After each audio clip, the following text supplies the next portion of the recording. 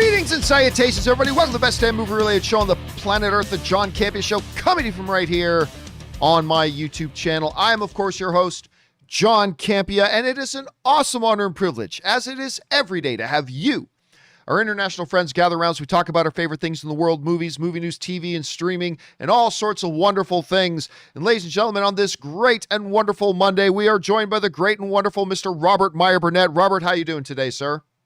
John, I'm doing fabulously. I had a fabulous time at your housewarming yesterday. It was the first time that Elizabeth and I really went anywhere in 15 months.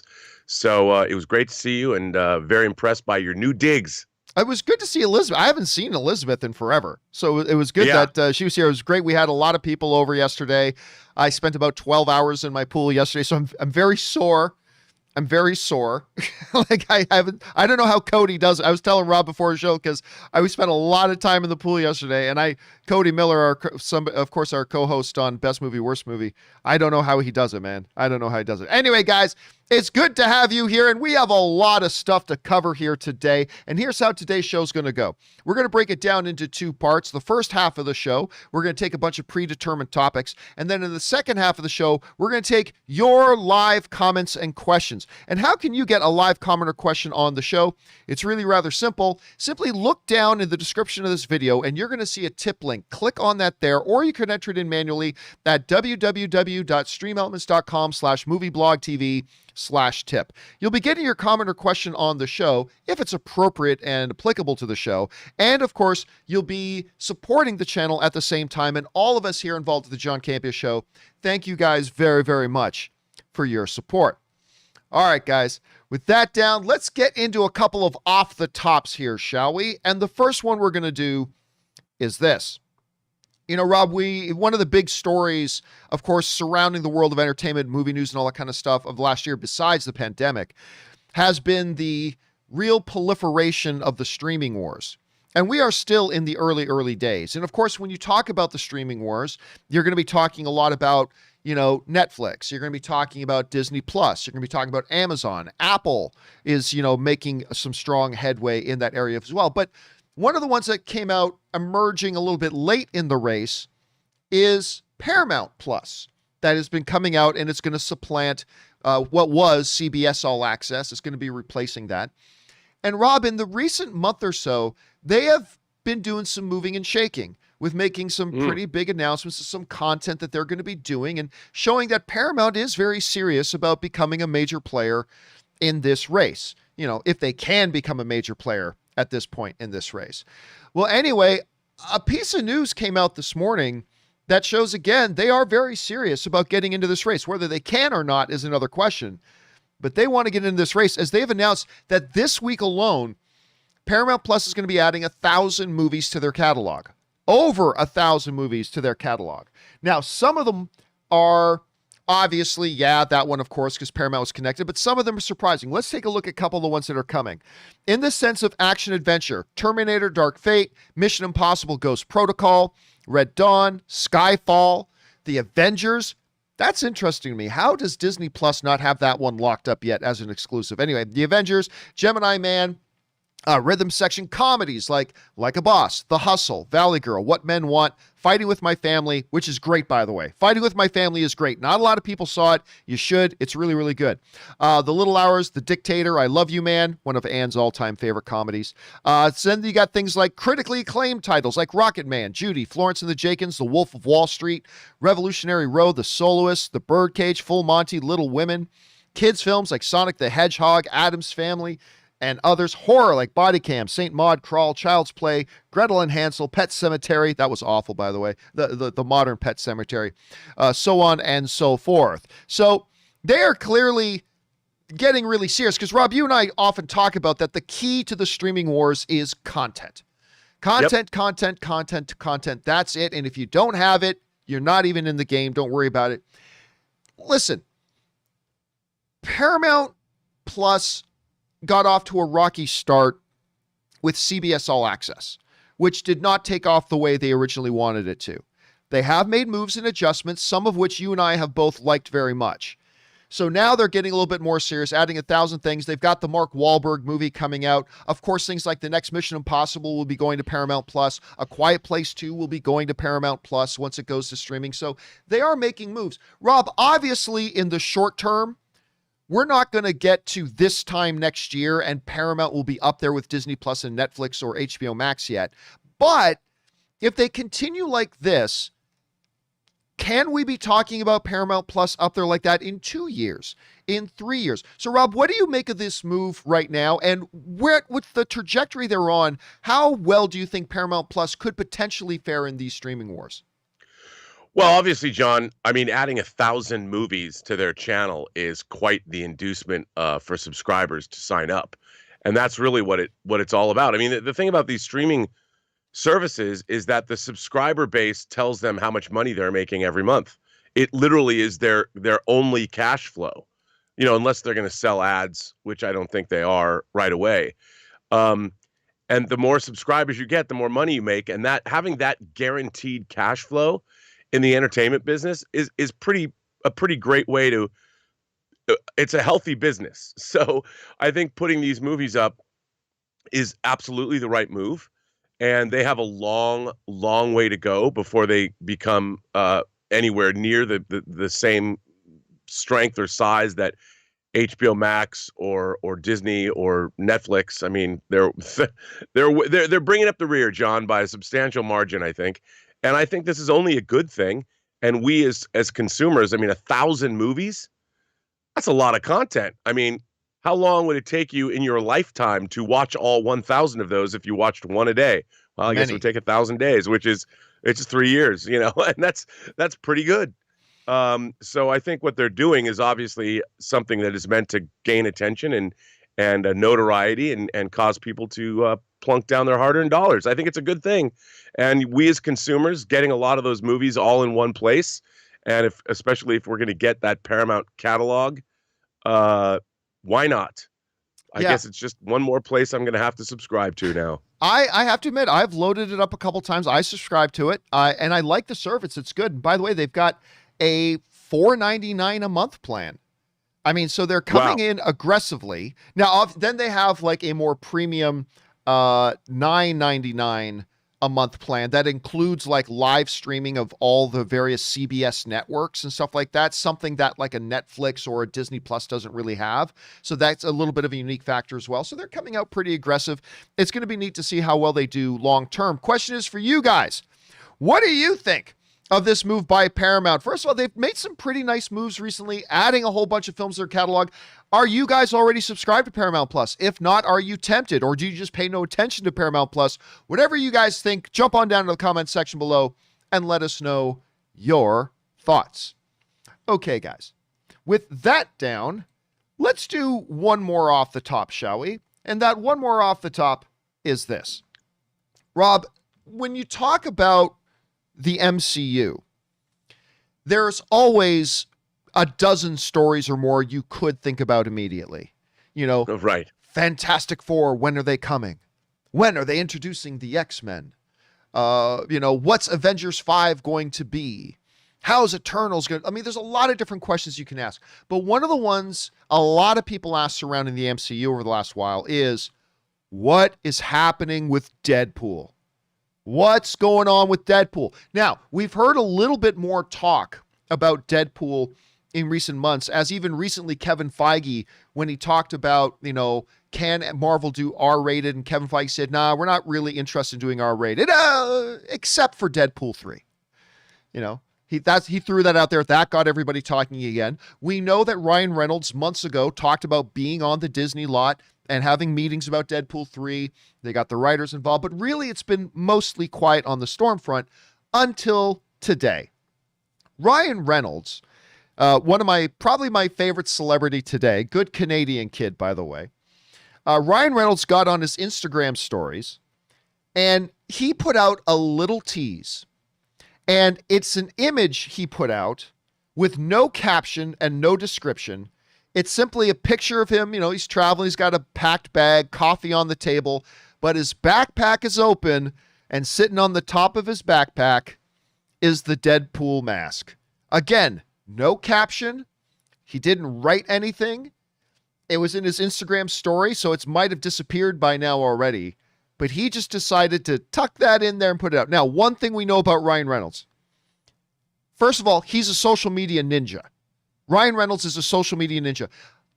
Maybe even better than Dwayne "The Rock" Johnson. There is no celebrity right now who is as good on social media as Ryan Reynolds. Whether it's his jabs at his own children, him and his wife Blake Lively often mocking each other and then having a lot of sweet things. One of the greatest things in social media history, his feud with Hugh Jackman is one of the greatest things on the internet. It's always great and it's always ongoing. But Ryan Reynolds never puts things up on social media for no reason.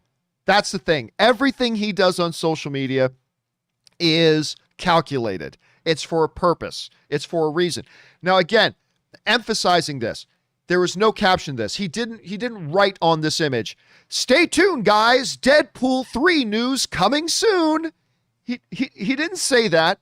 That wasn't part of the little thing there. But, I mean, obviously he put that up there for a reason. So, Rob, let's jump into the game of speculation here. Speculation. Within, I'm going to guess, 3 weeks, we are going to get some definitive Deadpool 3 news. I think within 3 weeks, with Ryan Reynolds putting this, and again, emphasize this, we're speculating. But I really do believe with Ryan Reynolds posting this, with the fact that we heard Kevin Feige just a couple of months ago kind of mention Deadpool 3, basically really affirming, yeah, of course we're going to be doing Deadpool 3. With this down, I'm guessing within 3 weeks, maybe even within the week, I think we're about to get some definitive Deadpool news. Rob, number one, what do you think about this image? Is it, and look, and another possibility here, Rob, is that it's just an image for fun. He may just put that in there just for fun, although that seems unlikely. What do you think about the image? And what, if anything, Rob, do you think the image means? Well, John, I mean, like you said, there's no one who trolls people better on the internet, I think, than Ryan Reynolds. But he usually doesn't do things that are just out of the blue. There's something going on. I agree with you. I think we're probably going to get Deadpool news, probably fairly, it's imminent. Because why not? I mean, that's a franchise that both of those films are sort of beloved. They both made a lot of money. They both were a lot of fun. It seems silly not to make a third one. And they're not necessarily tied to the MCU at all that we know of. So why not go ahead and make this happen? And I want to see it happen. I really enjoyed both Deadpool movies. So I would expect news, I don't know, like you said, maybe, I mean, they can't drop a picture like this and not follow up fairly quickly. You want to build on that momentum, right? I mean, I don't think they'd wait 3 weeks. I'll bet we'll get it in a week. Yeah, that's what I would. It raises the question again, though, a question we've been asking now for 3.5 years. Ever since they announced that Disney was going to acquire Fox, how is Deadpool going to fit into this? You know, because, even with Kevin Feige's recent comments about, we're not doing R-rated films. We'll make Deadpool 3 is the exception, but we're not going to be doing it. Even that sounds like there's a little bit of a separation. So the question remains and is still floating around and has never been definitively answered. I mean, Bob Iger back in the day kind of hinted at one thing, and then later he kind of hinted at something opposite. And so it's always been up in the air. Where does Deadpool fit in? Is he, because are they going to treat him the way Fox treated him? Which worked, by the way, that he's sort of in the X-Men universe, but he's really completely separate from the X-Men universe, right? And they even made jokes about that throughout. So what are they going to do with Deadpool here? Is he actually legitimately going to be in the MCU? Like, is he actually going to be adjacent to Black Widow and Hawkeye and War Machine and stuff like that? Or are they going to treat him the way Fox handled him, which was successful, in a way of, well, he's sort of in the same world, but not really. Or is he going to be completely separate, completely engaged? I don't know. Rob, as time has passed now, we've gotten a little bit different perspectives. How do you think right now Deadpool's going to fit into the MCU, if at all, at this point? You know what? I don't think he's going to fit into the MCU yet. I mean, What I'm really curious about is obviously the X-Men exist in Deadpool's world.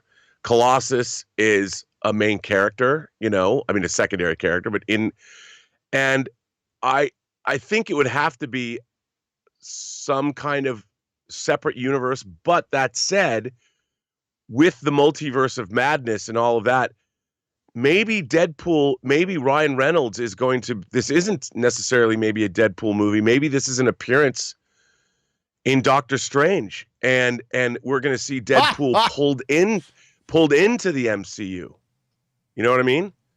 Or something along those lines. Wouldn't that be funny? Yeah, I mean, who wouldn't love that?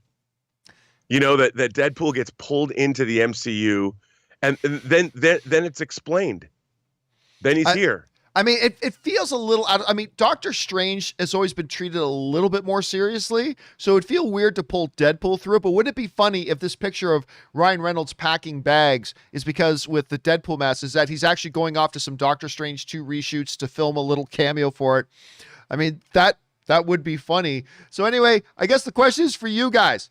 What do you think about this image that Ryan Reynolds put out? Maybe you think it means nothing at all, and maybe it doesn't mean anything at all. Maybe it's clearly a little bit of a tease for some upcoming news.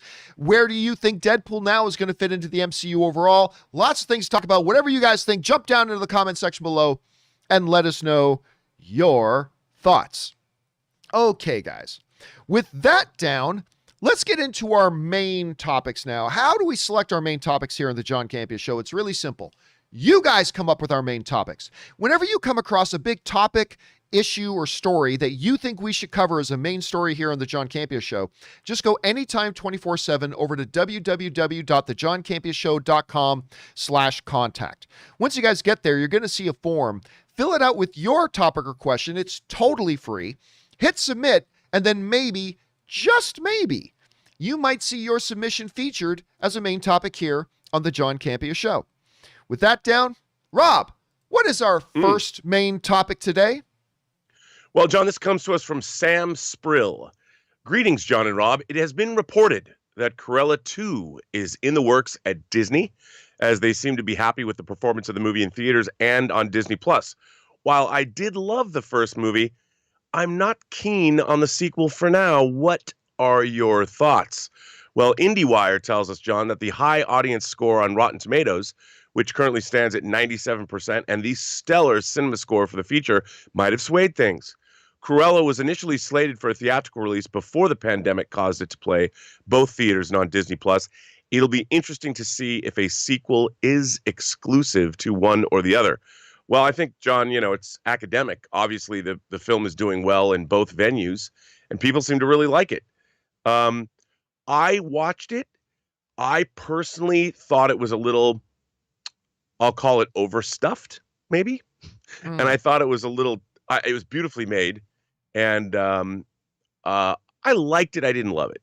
But I thought Emma Stone, man, and Emma Thompson, they were both great. And it was, as I said, it was really lush, beautiful production. But it makes sense to me that they're going to do another one. I mean, look, if a movie's successful, why not? Why not make another one? And obviously it is, and audiences love it. And I think that if Disney, it's probably getting a lot more. I mean, we'd heard that it didn't get that much viewership on its initial weekend, but I'm sure people have caught up with it and it's doing well now, which is why the decision has been made to greenlight a sequel. Makes sense to me. What do you think? I think it's interesting because I have heard it has not done actually all that well. And I think that's why when we go back to that IndieWire quote you were reading there, where it says, how to say the high audience score on Rotten Tomatoes, which currently stands at 97%, and stellar cinema score for the feature might have swayed things. I think that's the key thing there for what they put in there. It's like, well, I mean, it hasn't done great, but the great audience score, the cinema score, that may have swung things a bit. I think that's key there. By the way, sends in a super chat badge in live chat. Thanks, man.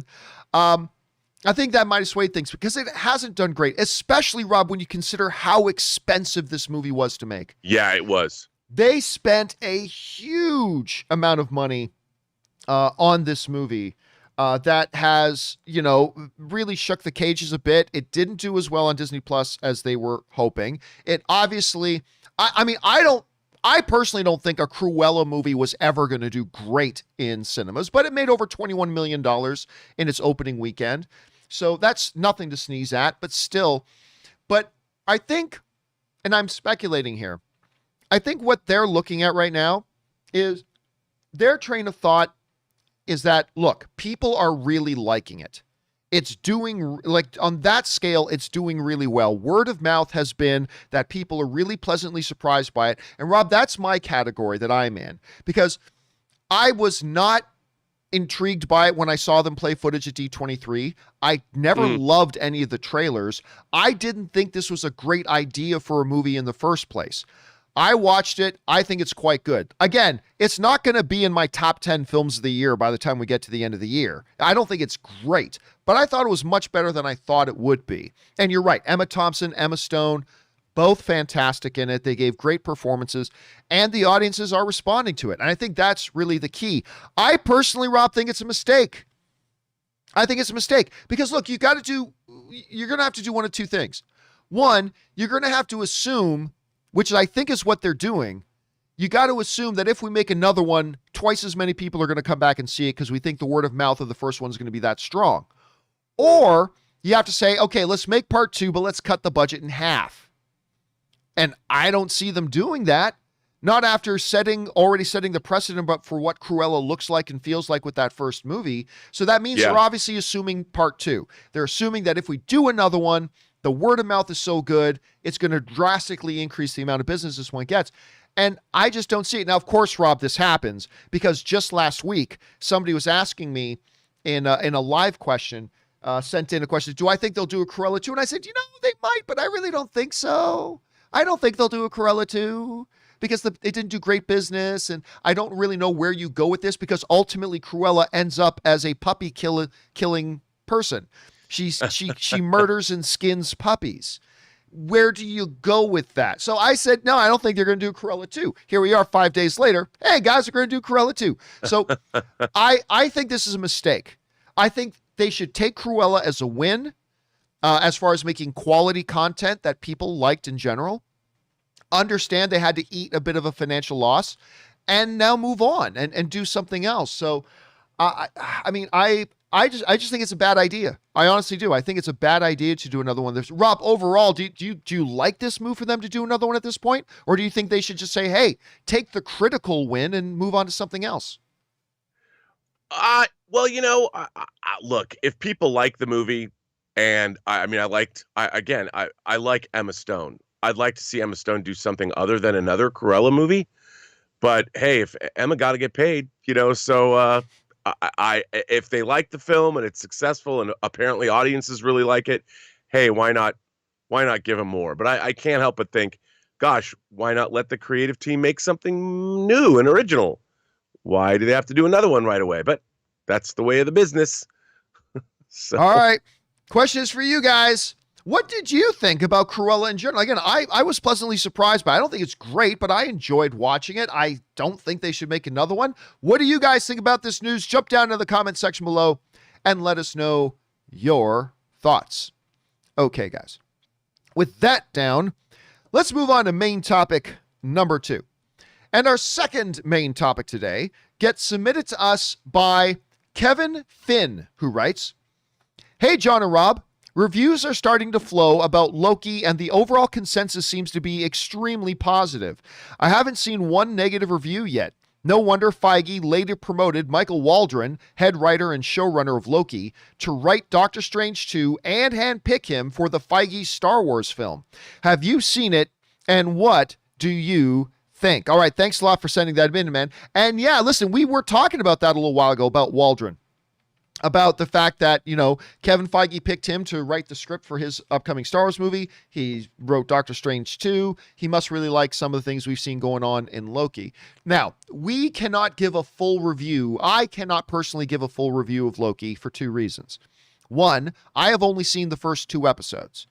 2, there is a review embargo, like an actual review embargo that doesn't lift until tomorrow morning. So I can't give a full review of it. But they did lift the social media embargo so we could give our quick thoughts on it yesterday. And my basic quick thoughts in this, it's fantastic. I loved it. I really did.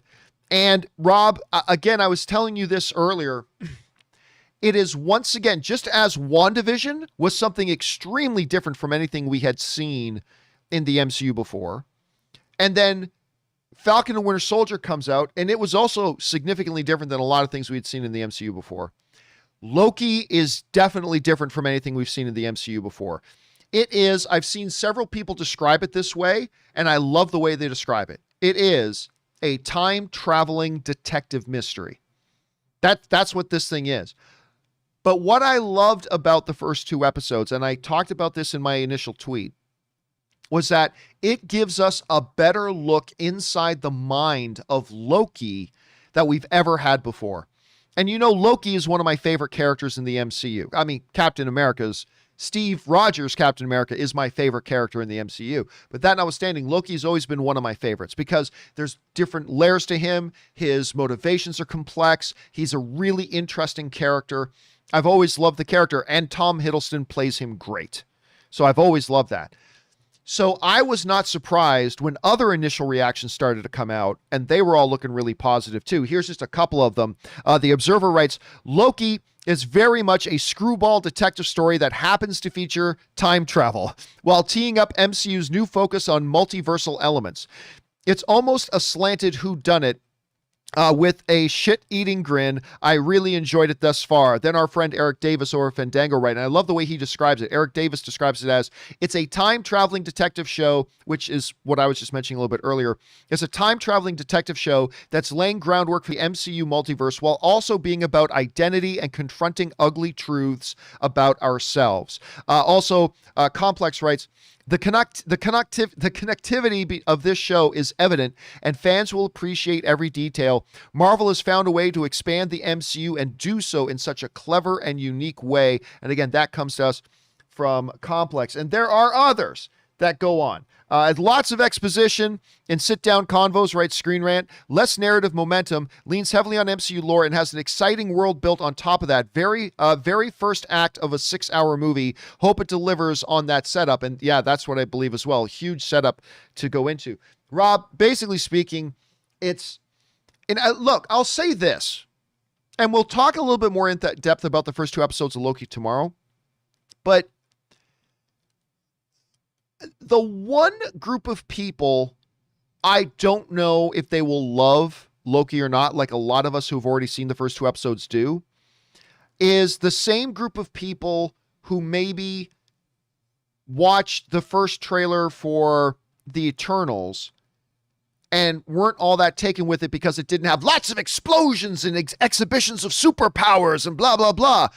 And there are people that's what kind of really attracts them to the comic book genre. And if that's missing, then it doesn't really work for them. And that's totally fair. And I think if somebody's just going into Loki looking for superpower explosions and big dynamic battles and blah, blah, blah, which may or may not be coming in the later episodes, if that's all they're looking for in Loki, which is fair, they might walk away from it disappointed. I don't know that for sure. Maybe. All I know is that I was enthralled with this.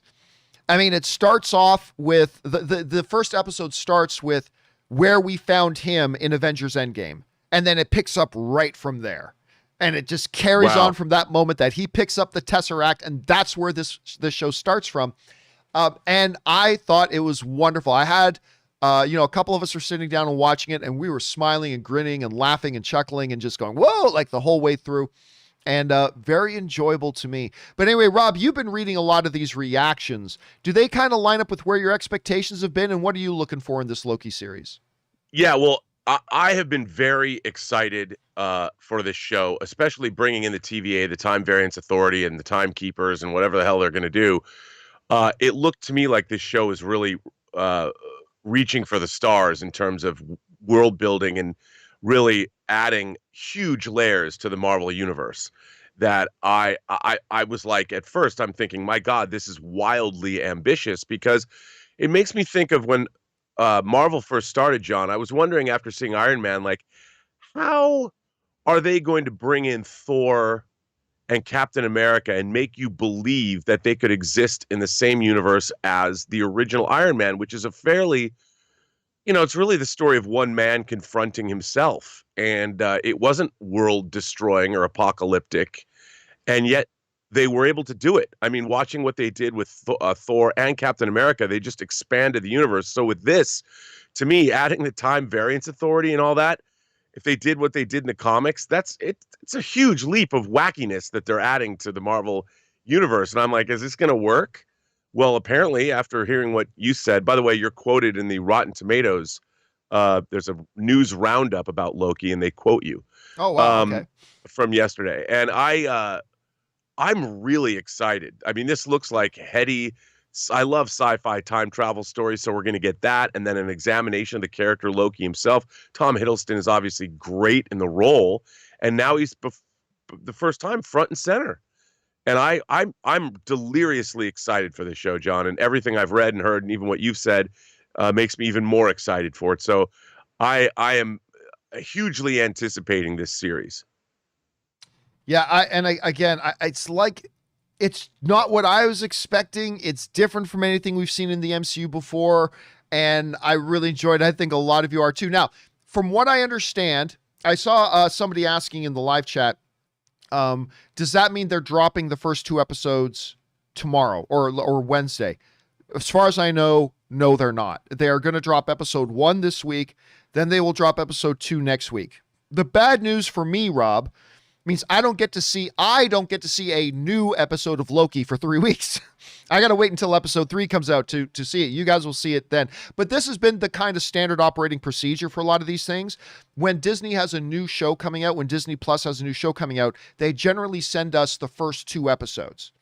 So they usually send, at least they have for Falcon and Winter Soldier and for WandaVision. So they've done it again for Loki, but they still just release 1 episode per week. So you guys will see episode 1 this week, then episode 2 next week. As far as the runtime goes, I was very pleasantly surprised, Rob, to see that both the runtimes of both the first 2 episodes were over 50 minutes long.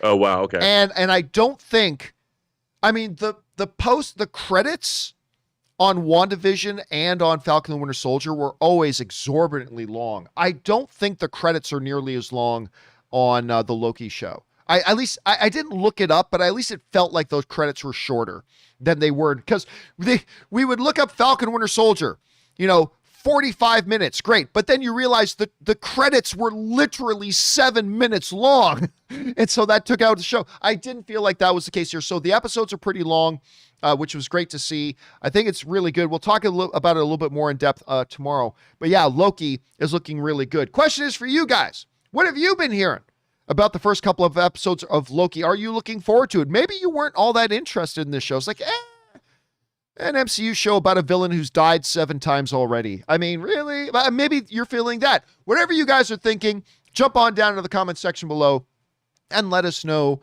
your thoughts. Okay, guys. With that down, let's now move on and start taking your live comments and questions. You guys have been sending them. Once again, if you want to send in a live comment or question to be read on the show, if it's appropriate for the show, simply use the tip link down in the description of this video, or you can enter it manually at www.streamelements.com/movieblogtv/tip. Again, you're beginning your comment or question read here on the show, or an upcoming companion video, if it's appropriate for the show. And of course, you'll be supporting the channel at the same time. And by the way, a little bit of a heads up for you guys. Me and Kimberly Curran will be doing a companion video a little bit later today. So you're going to see a big companion video later. So if you don't hear your comment or question read on today's show, you'll probably hear it answered on the companion video a little bit later. All right, that down. Let's get into these live comments and questions you guys have been sending in, shall we? And we're going to get things started off here with Chuck the Mystery, who writes, 1 of 2. John, when you and Rob were talking about the depictions of Alan Quatermain the other day, I was reminded that quite some time ago, Sam Worthington was attached to a project featuring the character, and it never materialized. Ever heard anything on that? Also, you mentioned having worked on League of Extraordinary Gentlemen, a film which I actually quite liked.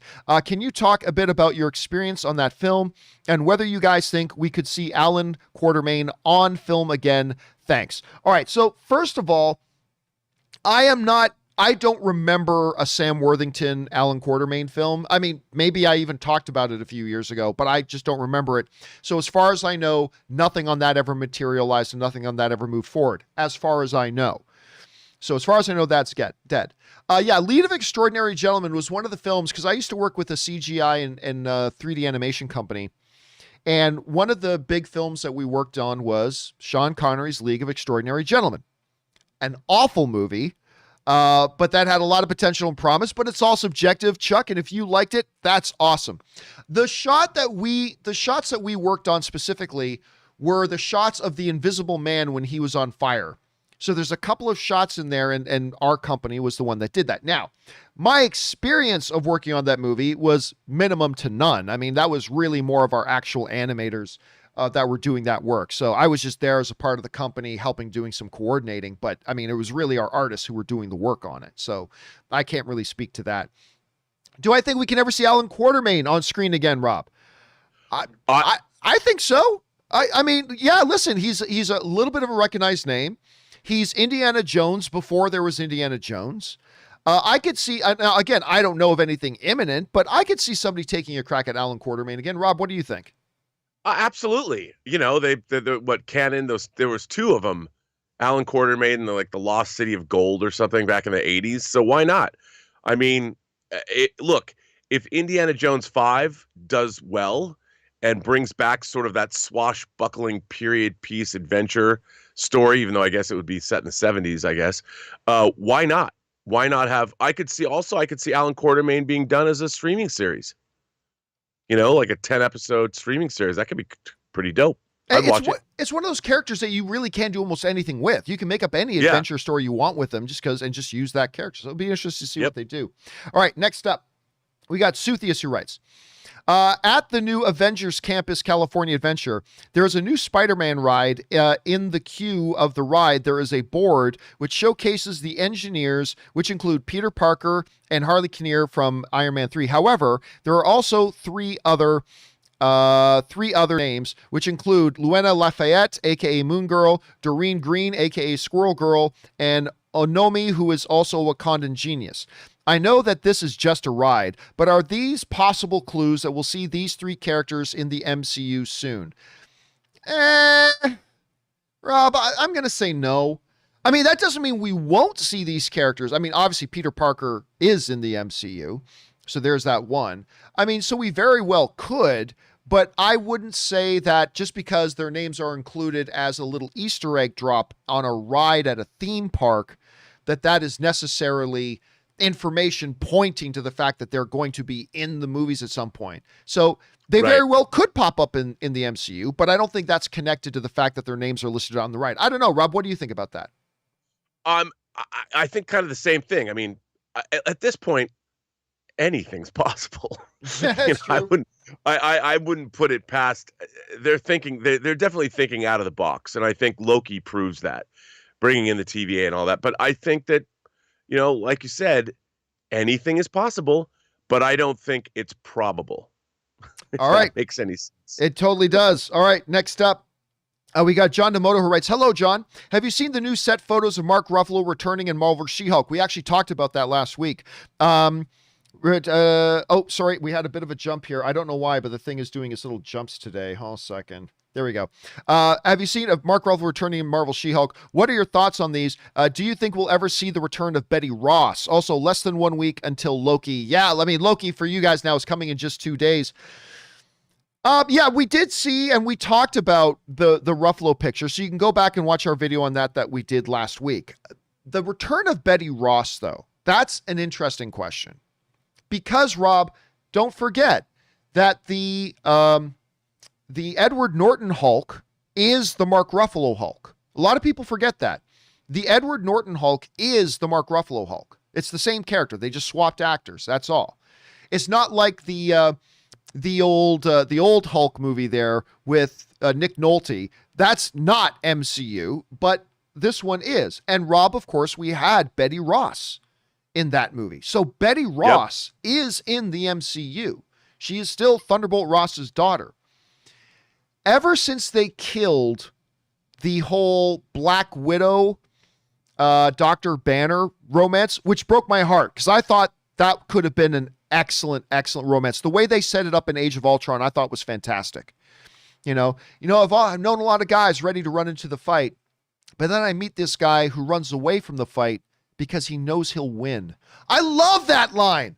That's one of my favorite lines in the MCU. And then they just decided to discarded that relationship with one little line. Hey, Nat. Hey, Bruce. Well, this is awkward. And then they just threw that whole relationship away. I'm actually really think that was a bad move because I thought that could have been a great relationship. But ever since they did throw that relationship away, that does introduce the possibility of Betty Ross again. I'm going to go out on a limb and say this, Rob. I believe we will see Betty Ross again. Now, whether it'll actually be, the same actress or not, I don't know. But I believe we will see Betty Ross again. Anyway, Rob, what do you think about that? Do you think we're going to see Betty Ross back in the MCU again? I think we very well could. I don't see why we couldn't. I mean, hell, dude, with the multiverse of madness happening, they could bring back Jennifer Connelly. Why not? Who's to say they couldn't? But wait, no. Jennifer Connelly. Wait, okay, maybe I got it mixed up. Wasn't she Betty Ross in the Ong Lee Hulk? Yes, but I mean, that's not MCU. Like Liv Tyler. No, I know, but that's what I mean. Like they could do that? Yeah, I mean, you could have. I mean, obviously, she's married to Paul Bettany. Who's Vision. Bring her back, and she's already doing the voice. Of the new Jarvis, or whatever. Why not have? First of all, who doesn't like Jennifer Connelly? Oh, of course. Everyone likes Jennifer.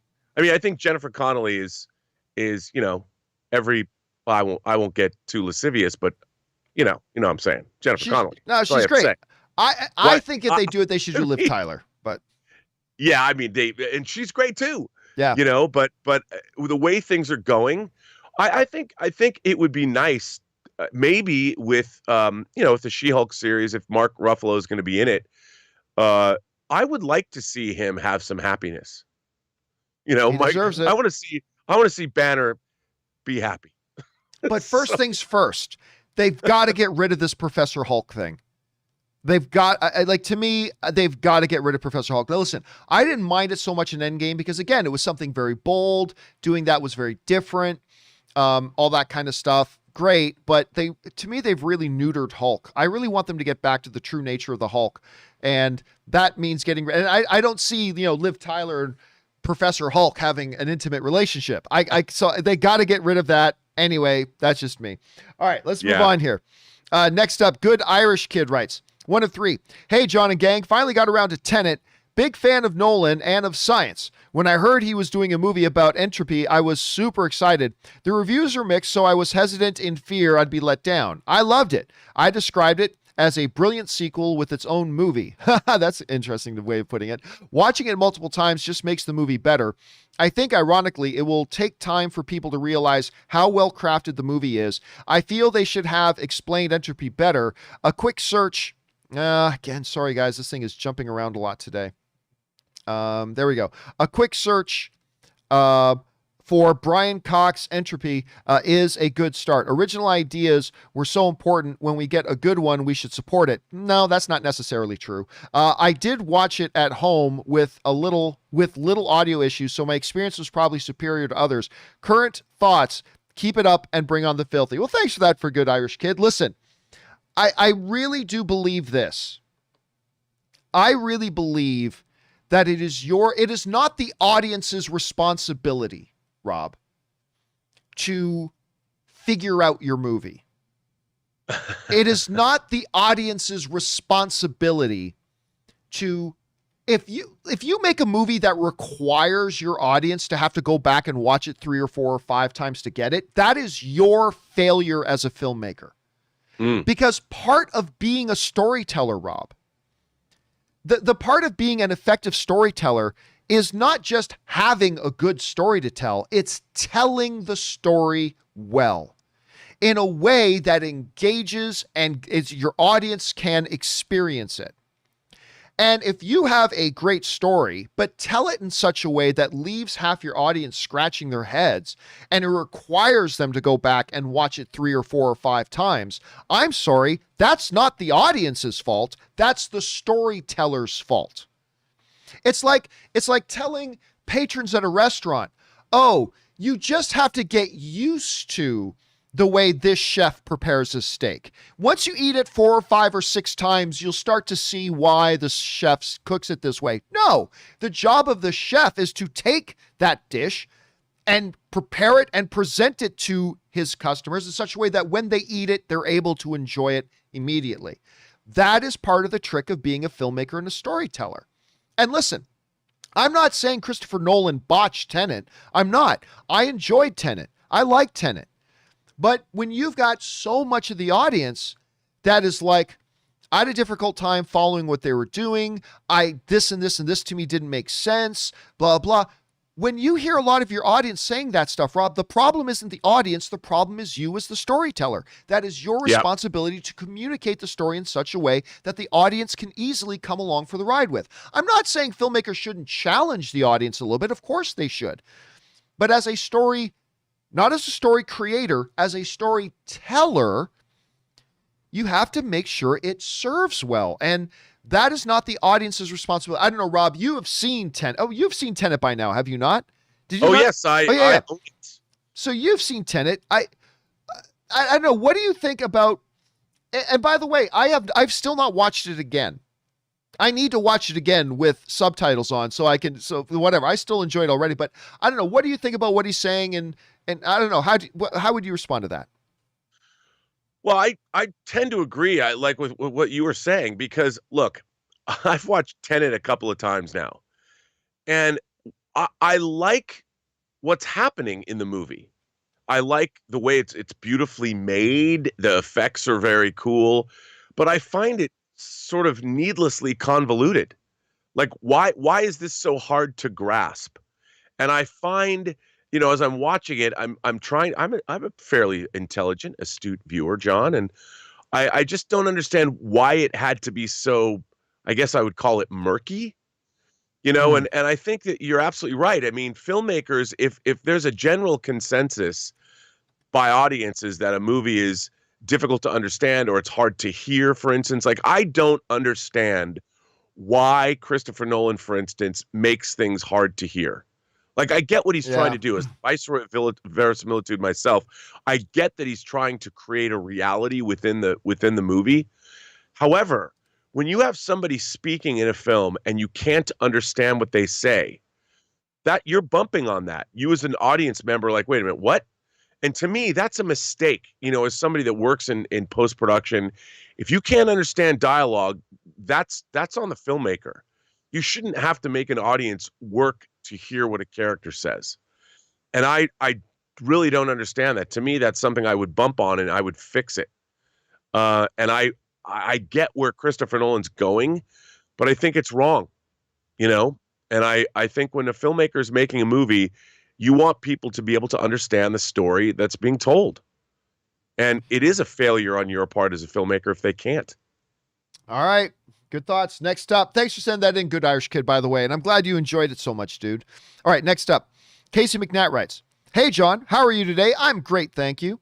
I was just wondering if you checked out the first Reminiscence trailer featuring Hugh Jackman. I think it looks very interesting, and it gave me some Memento Inception vibes. What are your thoughts?" Yeah, listen, Rob, I don't know if you saw this trailer, this Reminiscence trailer. Yep. But here's the thing to me. I actually didn't think it was all that good of a trailer. I didn't either. I thought, number one, I'm interested because it's Hugh Jackman. So, okay, I'm interested. I'm in. But I would have bet $1,000 that if I didn't know anything else about the movie, I would have bet $1,000 that it was a Christopher Nolan movie when I was watching the trailer. So yeah, when you say in there that it's got Memento and Inception vibes, it absolutely has Memento and Inception vibes. 100% it does, because it totally felt like a Christopher Nolan film to me. But to me, that trailer was just a random series of images and sounds. I was like, okay, so I get the basic idea that there's this device that does this. The world is in a certain place. And now, again, it's just the first trailer. The first trailer isn't supposed to give us the firm foundation yet of what the movie's going to be. But I'm not going to lie to you. As a big of a fan as I am of Hugh Jackman, this was not a trailer that made me any more interested in the movie. That was just my thoughts. Rob, what do you think about the trailer? Look, it's obviously handsomely mounted. It looks great. Hugh Jackman's a performer I will watch in anything, and I'm intrigued by the subject matter. But other than that, it felt derivative of, like you just said, like 10 different things. And I'm like, okay, what about this movie is different? Like, and I haven't seen that hook yet. But that, again, I've watched just about every science fiction, fantasy, and horror film under the sun, so I might be a little biased. Show me something new, but I will. I look. I'm not going to not watch it. Like, I'll be excited for it. I mean, like, it didn't make me go, that looks like it sucks. No, it looks like it's really well made and really interesting. But right now, it seems like I've seen this story before, told different ways. But maybe not. Maybe I could be wrong. All right. Next up, we've got Anonymous, who writes, I've always been, again, this thing is jumping all over the place today. Sorry about that. I've always been a fan of Neil Blomkamp. District 9, I love District 9. Chappie was all right in my opinion, but now it looks like he's going the route of supernatural horror, and I can't wait to see what that is like. Have you seen the trailer for his new film, Dominic? I'm going to assume that Neil Blomkamp doesn't have a secret movie in production called Dominic, and I'm going to assume you mean his movie Demonic. I'm going to assume you mean his movie Demonic. Well, first of all, look, Neil Blomkamp is a name that I feel mixed about because, like you, I loved District 9. District 9 was fantastic. Elysium was a movie I was really excited about, and I thought it ended up being horseshit. I thought Elysium was terrible. And then Chappie, I'm glad you thought it was okay. And by the way, I know people who actually quite enjoyed Chappie. That's why all film is subjective. I know people who really quite enjoyed Chappie. I thought Chappie was an equally big pile of horseshit that Elysium. I thought it was just absolutely awful. So I feel a little bit mixed on Neil Blomkamp. This new trailer, Demonic, it looks like it was shot on an iPhone. And that may or may not be a terrible thing, but it's clearly lower budget. But hey, listen, look what he did with the lower budget on District 9. I mean, in a grand scheme of things, he did a pretty damn good job with that on District 9. This definitely looks lower budget. It looks like something for a film festival. I mean, I don't know. Look, I was just so let down by both Elysium and Chappie that it is difficult for me to get too terribly excited about a Neil Blomkamp movie. That's not to say that this movie won't be brilliant. I'm just saying, if I'm going to be honest, I don't instantly get excited for his projects, and this trailer didn't do much for me to get very excited about. I know, Rob, did you have a chance to see this Demonic trailer? Yeah, I gotta say, I thought it looked, I thought it looked pretty cool. But nice, like good. you, Elysium, I was really disappointed in Elysium. And Chappie, I'm like, and this is after loving District 9. But this movie, only because, look, you tell me something has demonic possession in it, I'm in. It's one of those. And I watched the trailer. It looked suitably intense. The cutting but it could be a very deceptive trailer. But yes, Neil Blomkamp, I want everything he makes to be great, but only District 9 did it. And District 9 is really good. For what it is, I'm like, this is really good. So I don't think he's lived up to the promise of that. And I've really enjoyed, I think it's called is it Wild Oats Studios? Like he's been making these cool shorts. Yeah, I can't remember what you call them. Yeah, and I've liked those. So, man, I looked at this and I'm like, hell yeah, so to speak. Hell yeah, I'm in. Show me Demonic, brothers, because I want to see it. All right, next up, we've got Michael Bradley, who writes, Hey, John, what's more likely, the cast of Friends getting back together for a 6-episode comeback, or Justin Timberlake doing a reunion tour with NSYNC? Well, I think the Justin Timberlake thing's an impossibility. I mean, there one of the new, what's the name of the insurance company, Rob, that has Flo, who does, which I always forget the name of the insurance company, but what do you think it was? Know.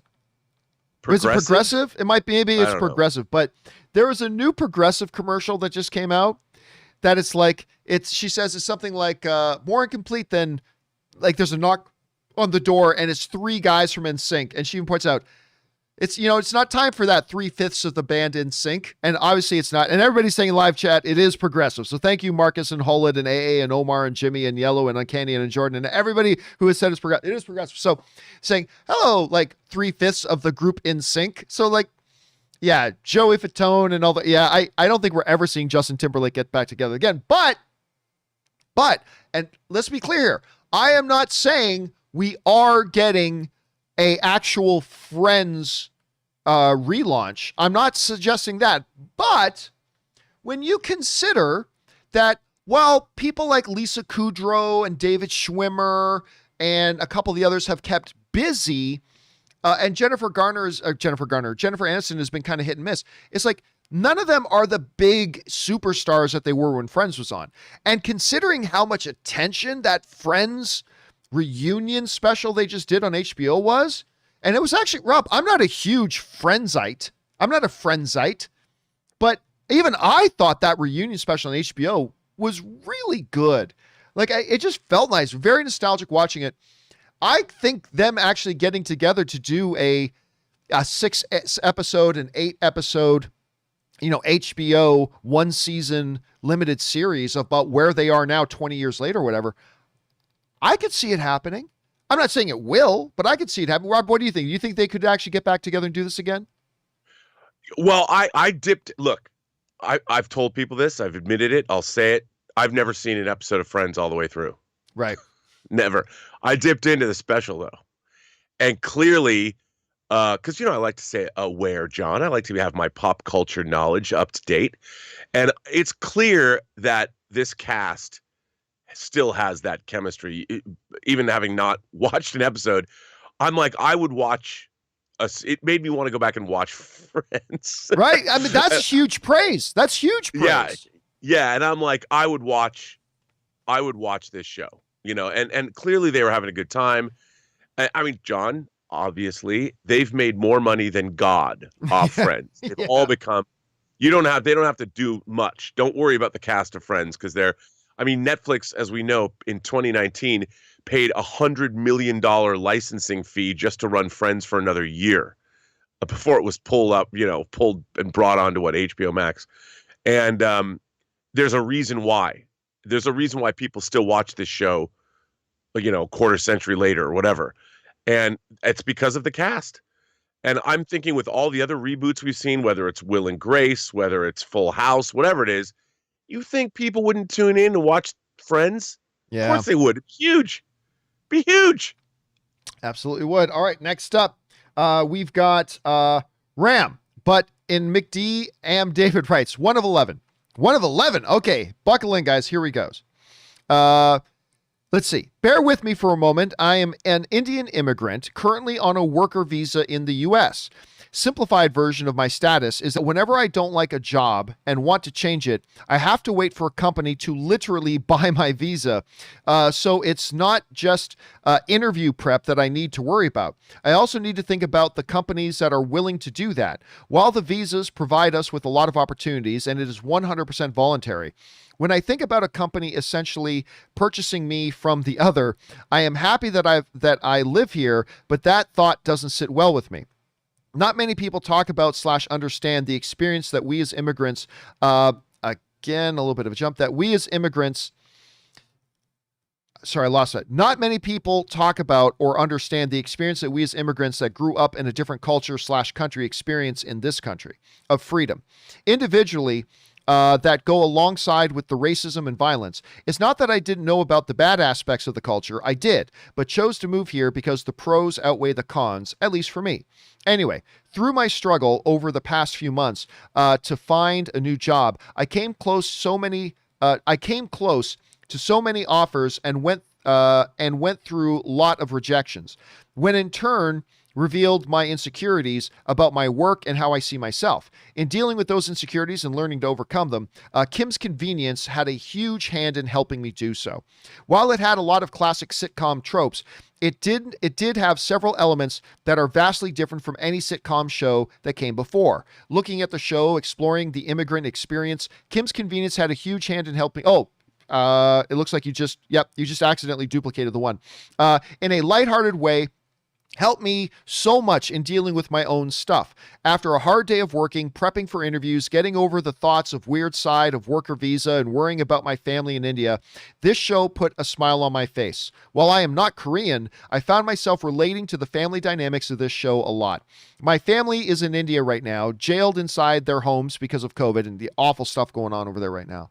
And this show took that heaviness off my head and made me fantasize about what it would be like to have my father/mother here running a convenience store, to have it end in such an abrupt fashion with literally no one that worked on the show happy about it. It's disheartening and disappointing. While there are other shows like it, Never Have I Ever, I hate this show. Never Have I Ever, I really hate the show. They come nowhere near to how good Kim's Convenience was. This show started something and showed the world what's possible. I hope the networks and showrunners realize that and follow the path to make something as good or even better. P.S. Paul Sun-Hung Lee is one of the best actors out there. All right, man, Ram, thanks a lot for saying that in. And yeah, listen, dude, I understand. Now, I didn't have the same experience you did. Like, I didn't have to get a worker's visa, but I know so many people, like so many friends of mine in Canada, who work in the entertainment industry that have wanted to come down because, you know, the heart of the entertainment industry is in the US. And they've wanted to come down to pursue it. But in order to do so, you got to get a visa. And in order to do that, you have to have a company that's not only willing to hire you, but then willing to sponsor your visa process and all that. And it can be a pain in the ass. And then if you're suddenly not working for that company anymore, guess what? Your visa's not valid anymore. And now you got to do all these. Now I'm oversimplifying it, but it is a pain in the ass. And it's a really difficult thing to struggle with. So I get it, man. I get it. And you're also right about Kim's Convenience. There was something, Rob, I know you haven't had a chance to really watch the whole thing yet, but there is something about that show that when you sit down and watch Kim's Convenience, you know, we talk about this with movies and TV shows all the time. A good story teleports you away. It gives you your whole mind, your body, your soul, an oasis to refresh, renew, smile and laugh, feel excited, whatever. And then you come out of it a little bit more equipped to deal with the regular trash that goes on in your life every day. Kim's Convenience was such an amazing, wonderful surprise to me when I discovered it, because I was really late to the game on Kim's Convenience. And just it made me think of family. And it made me think of my family dynamics, even though obviously my family is Italian, not Korean. And it just had a way of infusing joy into your day. That's the best way I know how to describe it. When I would watch Kim's Convenience, I just felt like a dose of joy was injected into my life that day. And it was just wonderful. And you fell in love with these characters and you love them so much. And the way they ended that show is almost criminal. Like when the network itself wants to continue desperately, the cast and crew want to continue it desperately. The main producers want to continue it desperately. And everybody thought we were doing another season. Everybody picked it up, but the showrunner's like, nah, we got other things we want to do. Bye. I don't understand that at all. Oh, neither do I. You know, and hearing Simu Liu, he's got Shang-Chi coming out, but even he recently in the press was complaining, like, yeah, how do you do that? A beloved show? Like, John, it's so hard to get something on the air. And if you have something that's beloved, not only by the audiences, but by the cast and the crew working on it, finish it off properly. Like, why just abruptly pull the plug? Yeah. And I'll tell you what these showrunners are going to find. Like, I get, you got other things you want to do and you want to strike while the iron's hot. You've got opportunities. I get that. But here's what this has done for me. By not going into season 6 and just saying, hey guys, season 6 is going to be the final season of Kim's Convenience. It gives the audience a year to prep for that. You know, you get to wrap everything up. You feel good about it. By just randomly and suddenly pulling the plug, I am going to have a very hard time watching anything these guys do later because, I don't know, what are you going to do? Make one season, decide you want to go do something else? Like, I know I don't trust these guys anymore. And I don't even know I've read their names before. I don't even remember their names right now. But I'm like, I don't trust you anymore.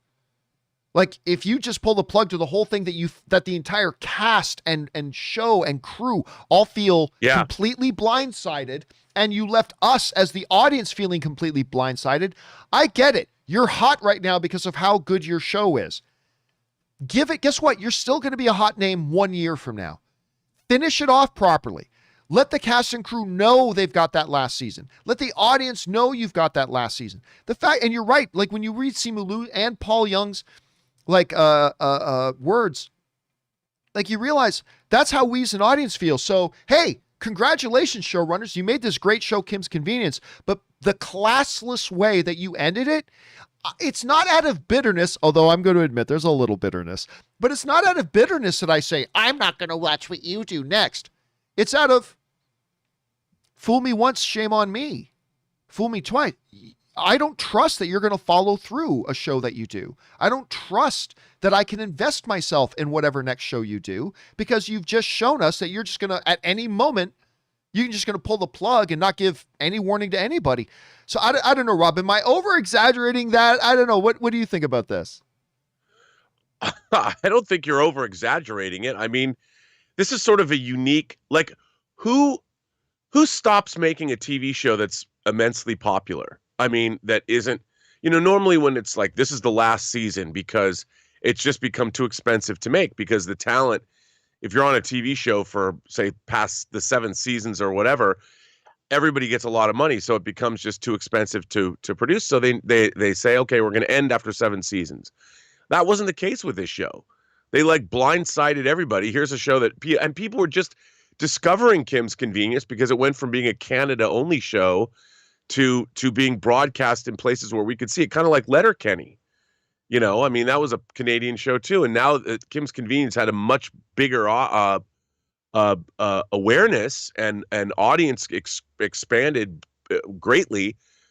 It seems so silly to not have continued on, or at least done Kim's Convenience, the final season. We never got that.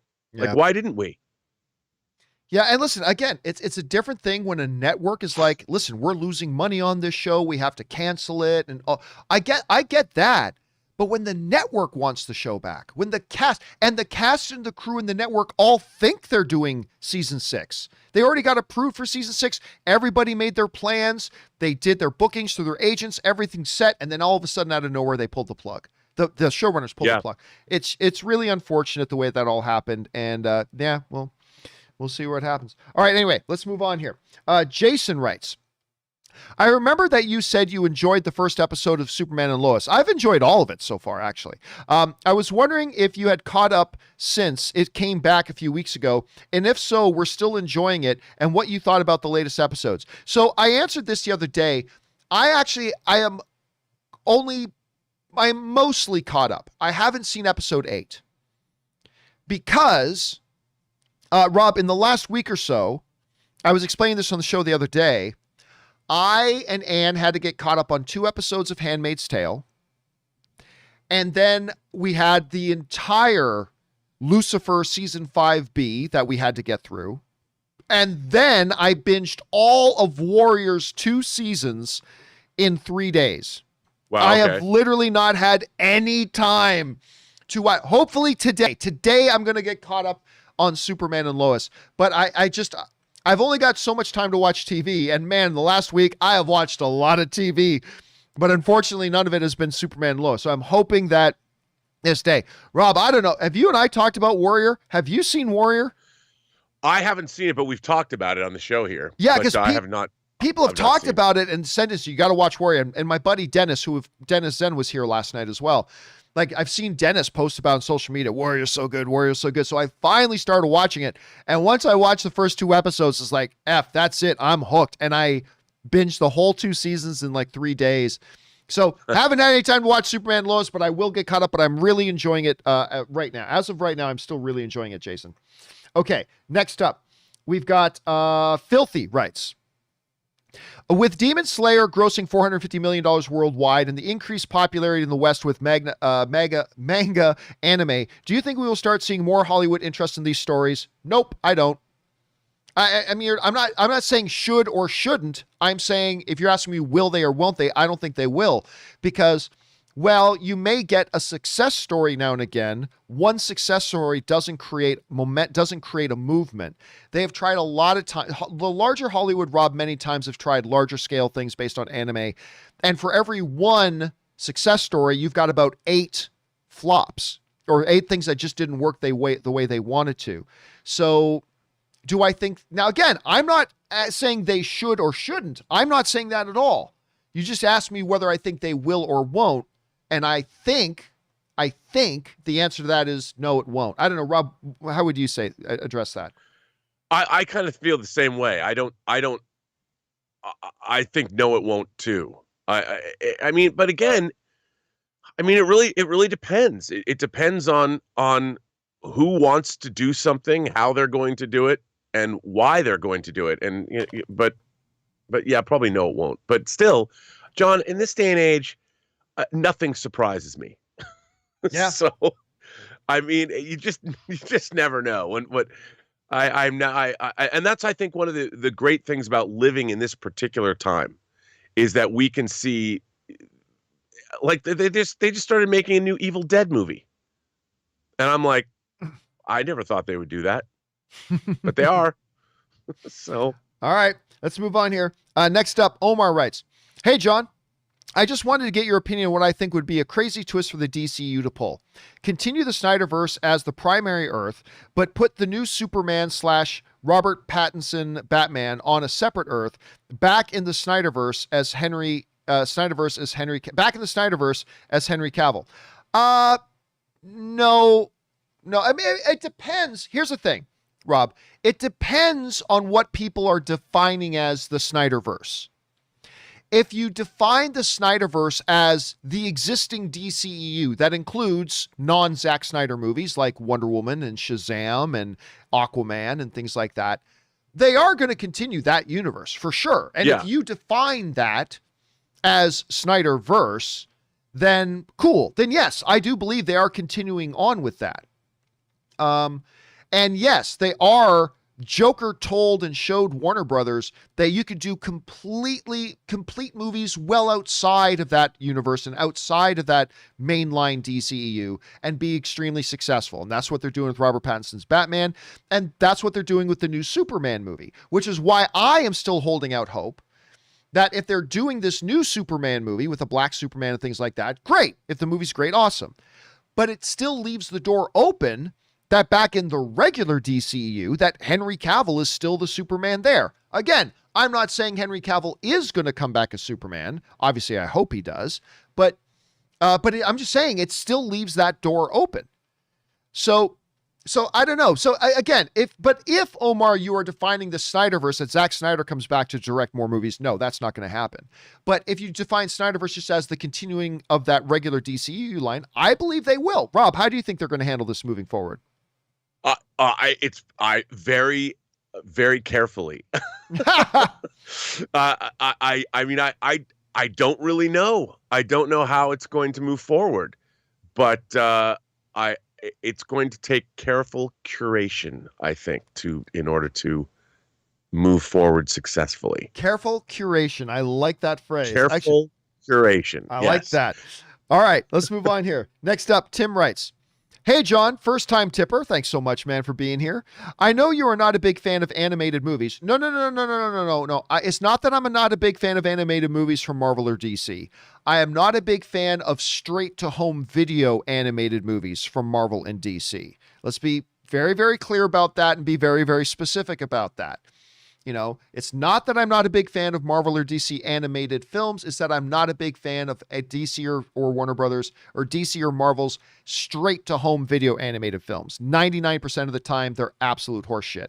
Anyway, let's keep going here. Anyway, I know you're not a big fan of animated movies from Marvel or DC with a few exceptions. I find the DC animated movies are much better than Marvel. Just curious of what you thought of Justice League Apocalypse War. Oh, I thought Justice League Apocalypse War was baby's diarrhea mixed with the stench of rotting flesh.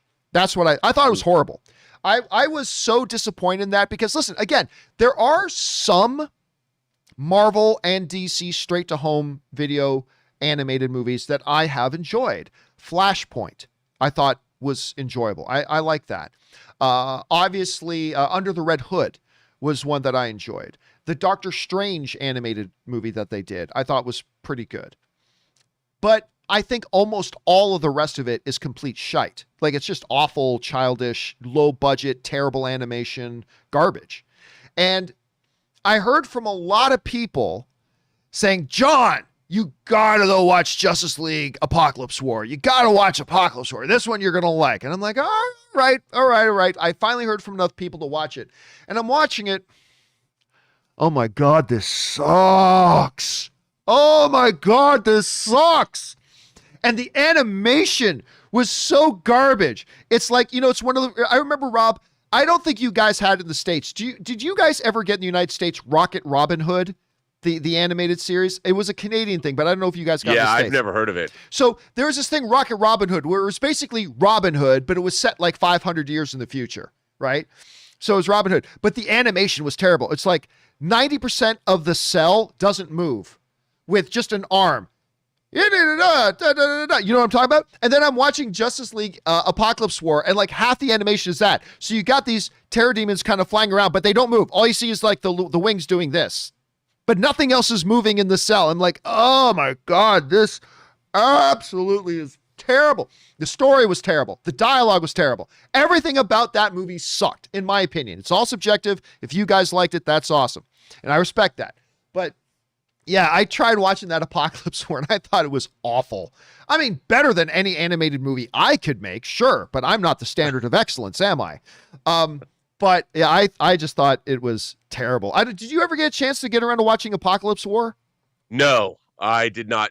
For me, those DC movies have been hit and miss. Like, I really like say, the Wonder Woman one. I liked, there was a Teen Titans one I liked, and I liked the, like you said, Flashpoint. I thought that was pretty good. But yeah, also, haven't seen it. They also I did. hope. I was just gonna say they also did that one. That one was really good. The one they did the animated 2-part version of The Dark Knight Returns. They did a good job with that one. That one was also like pretty good. Yeah. And then what was that one? Was it Killing Joke they did? Yeah. Where Batman and Batgirl are fucking on top of a building. It's like, this whole thing sucks. Anyway, that's just my thing. So yeah, yeah, man, I'm just not a fan of Marvel or DC straight to home video animated bullshit. I find it to be just very, very bad. But that's just me. That just because I think it's bad doesn't mean you should think it's bad. If you like it, that is awesome. I'm not trying to yuck on your yum, but yeah. By the way, Donald Thomas sends in a super chat badge in the live chat. Thank you, Donald. Appreciate that, man. All right, let's move on here. Next up is Omar, who writes, part 2. I didn't know there was part 2. As Henry Superman turns to Darkseid's puppet, instead of going back in time, they should do the, so this is all what if stuff. Anyway, as Henry Cavill Superman turns to Darkseid's puppet, instead of going back in time, they go to the next Earth with the Superman to help with the Flash's power. Nah. I mean, look, I do love the idea, though. I love the idea of Henry Cavill still being Superman in the mainline DCEU. As far as like, let's create now the story about what happens to him. I mean, you can come up with any story that you want and that's whatever. But I do love the idea because listen, I mean, obviously I still have, you can just see him right here. There he is. I still got Henry in my room. I only have one poster in my standing or on my wall. Otherwise, I only have one poster in my office, whether it's a stand or hang on my wall. And that is Henry Cavill Superman. Right here. That's the only one I got in my office. I love him. I hope we see him return, Omar. So yeah, I would love to see personally them continue to go on in that DCU timeline with whatever story they do. I would love to see them continue that on and have Superman there. And maybe, Batman returns as well. And then having Robert Pattinson, other universe Batman going on, and whatever this new Superman movie they're working on in another universe, and do those standalone stories.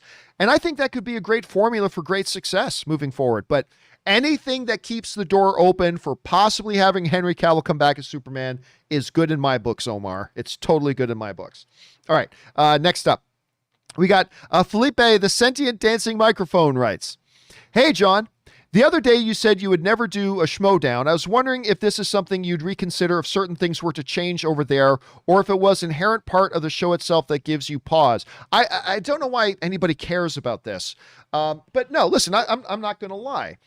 And I'm not one of these whiny little bitches that's going to name names. Christian Harloff and I get along great. We were just texting back and forth with each other yesterday, as a matter of fact. But no, I'm not going to be involved in schmo. Look, I'll just be frank. There are certain elements there that I want to not be associated with in any way. There's that. And that, just before anybody tries to say there's drama with John and Christian, there's not. Me and Christian get along great. And I will always do, I have in the past, and I will continue to do in the future when there's behind the scenes thing, anything that I can do behind the scenes to help support Christian, I will do. Like whenever Christian has asked me to help us, I will always do it, no matter what. So let's be very, very clear about that. But no, I will never appear on Schmodown again. So I don't even know what that is, John. What is the Schmodown? Yeah, that's right. You've never heard of that before, have you? You've never heard of it. I don't even know what you're talking about. So, so there's that. So anyway, let's move on. Next up, Theo Mitchell writes, 1 of 3. Hey, John, I have 2 words for you. Thank you. Before discovering your channel 8 years ago, I thought movies were made by some kind of impenetrable elite secret society I would never be able to get in. Over the years, you have educated me and have taught me to trust, create, and act on my own ambitions. After graduating high school, I moved from my small town in the south of France to New York City. That's a huge move, man. That's ballsy, dude.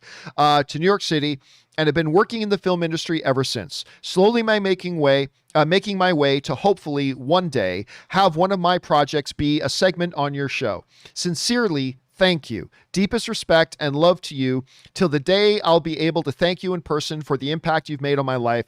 Bringing on the filthy. P.S. R.I.P. the King of the Sweaties. That's from Theo. Dude, first of all, it's always inspiring. It is always inspiring to hear about people's stories who got off their asses and said, I am going to take a stab at the things I dream about. And the thing about Rob taking stabs at your dreams is that most of the time they don't actually work. But that's not the point. The point is you are the type of person, because this will serve you well throughout the rest of your life. When you are the type of person who won't just sit down and talk about what you want to do, you do it. And that means taking risks. And the part of risks means a lot of times it doesn't work and it fails. But to be the type of person that says, this is what I'm dreaming about, and I'm going to take a shot.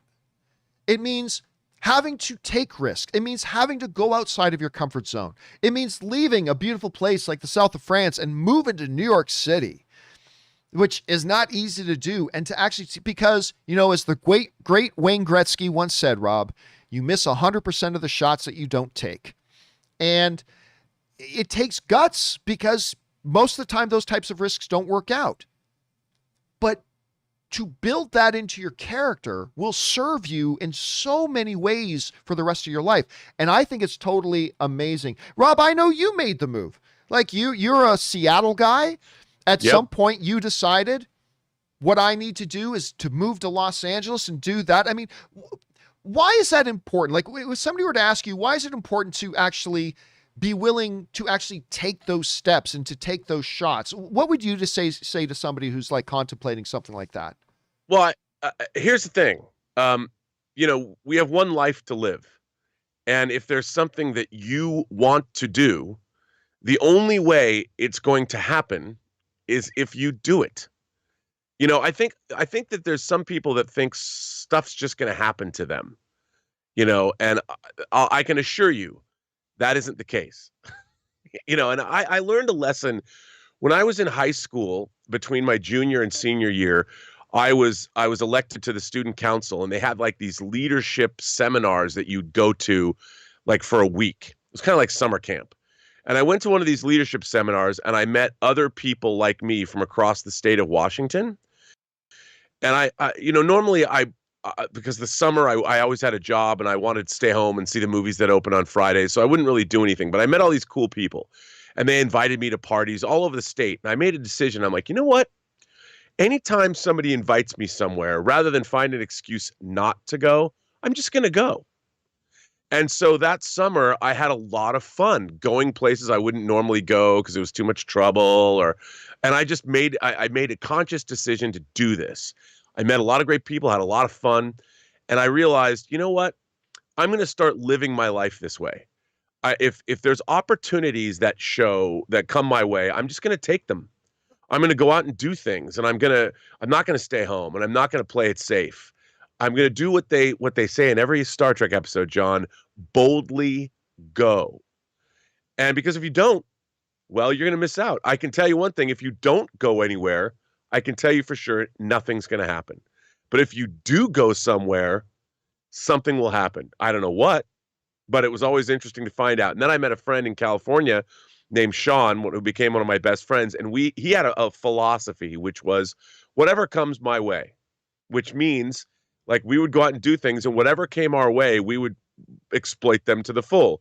Usually that meant on Friday and Saturday nights partying in LA, but still, it was like go out there and do things. And I think that, it can be daunting for some people, but I can say this, nothing bad has ever happened to me by going out and pursuing my dreams. I've been certainly disappointed, and that comes with the territory. You have to understand that, yeah, you sometimes are going to fail and fall flat on your face, but I'll tell you, you'll feel better about yourself that you went out and made the attempt. And Rob, I love that phrase you mentioned. It must be from some kind of show. I don't know that phrase, to boldly go. Never heard of it before. Yeah, I know. It's amazing, right? To boldly go. That is your life. That is a life philosophy. I want to add to that one. Where you have not gone before. Where you have not gone before. I want to add to that one, though. I was talking about this the other day, and it sounds like it comes from the silliest place. Silliest place. The movie Moana. There's the main song in Moana. There's a line in it that when I kid you not, when I hear the song, I actually get a little bit choked up. But in the main chorus of the song, there's a line that says, "There's a line where the sky meets the sea and it calls me." That is such beautiful poetic imagery. There's a line where the sky meets the sea and it calls me to boldly go. And it doesn't matter if you want to get into the entertainment industry. It doesn't matter if you want to solve, impoverished nations' clean water problems. It doesn't matter if it's you want to design the next great gadget. It doesn't matter if it's like, I want to pilot aircraft through the skies. It doesn't matter if it's, I want to create culinary dishes that that amaze people, and whatever that line is for you, whatever that line where the sky meets the sea is for you, boldly go. Give it a shot. And I love the way you said that, Rob. Nothing ever bad's happened from it, although you've been disappointed. Yeah, you're going to face disappointment. That's life. But give it a shot. Give it a shot. Because you would rather... What do you have to lose? Yeah, you would rather 5 years from now say, I tried to do this thing and it didn't work. Then, man, if only I had tried this. Right? If only I had tried this. You would rather say, I asked that girl out and she said no, than 5 years later going, man, I never asked her out. And who knows what would happen. Like, I don't know. Just take a shot. I'm going to stop waxing poetic now. John, I think that's the key, is that you never, ever want to, 5 years from now or 10 years from now or 20 years from now, you don't ever want to say, I wish I had done this thing. Yep. Good point. All right. Let's move on now here. Anthony, all right. So, John, you already have Felipe, the sentient dancing microphone, and now you have the cat that makes scrambled eggs. How many more bizarre characters are you creating for your eventual Campea-verse? But seriously, I love your content, been watching for 10 years. Yeah, Anthony, listen, that has been something I've done a lot. Whenever I need to come up with an illustration, I usually create a stupid character in my head, whether it's, Gas's movie reviews, gasstation.fart, or whether it's Felipe, the sentient dancing microphone, or whatever. I do come up with a lot of those. Anyway, Anthony, thank you so much for the kind words, and thank you for being here and being a part of our community. I appreciate that, man. All right. Nick writes, Hey, John. So I don't know your feelings on Entourage, but I was rewatching it, and one of the running themes was Vincent Chase was only doing movies and not TV shows because shows were for B-list talent. Amazing how only a few years later times have changed. Yeah, first of all, Nick, I liked Entourage a lot. I didn't. Yeah. I kind of tuned out once they got into that season where Vinny was getting into his drug problem. It's like, I get it. Every single episode was the same. Oh, look, Vince has got a drug problem. The next episode, oh, look, Vince has got a drug. I kind of got tired of that. But overall, I really liked Entourage. But it's true. It wasn't that long ago that real actors did movies. And the actors that were good but couldn't get into movies did TV shows. And it was very rare, Rob. There was a lot of years, dude, where it was very rare that somebody who first came to notoriety doing a TV show was able to transition into movies. There was Will Smith was one, but really he started more as a musical personality than anything else. George Clooney was one. He really came to notoriety on ER, and he was able to make that transition. But there was a good period of time there. Michael J. Fox is a good one. Came to notoriety with Family Ties, was able to transition into movie stardom. There was a good period of time, Rob, where you could count on two hands the number of actors who first became prominent on TV and then were able to successfully transition to movies, and hundreds of thousands that couldn't. That has changed. It's different now. I remember, dude, who was in Forrest Gump? Who played Dan? Who played Sergeant Dan or Captain Dan or Lieutenant Dan? Gary Sinise. Gary Sinise, that's right. I remember, like, back when Gary Sinise took over one of the CSI kind of shows, he became like it's like, whoa, Gary Sinise is doing that. But today, it's like, yeah, the biggest stars are doing some streaming shows. And it's a total wash now, Rob. But really, it wasn't that long. Rob, when you think about that change, when, real actors did movies, the ones who almost got there did TV, can you think of a moment that you think, well, this is one of the key moments that kind of got rid of that wall? I don't know. When you think about that, how do you see it? That's hard to say, but, to me, I don't know why. I don't have an actual actor in mind, but I think it might have been an HBO series, that started the prestige TV shows. Like, I'll tell you something. I'll tell you when it was solidified in my mind that there was no difference between television and movie acting was the first season of True Detective, because you had Matthew McConaughey and you had, why am I drawing a blank on his name? Carnage, Zombieland,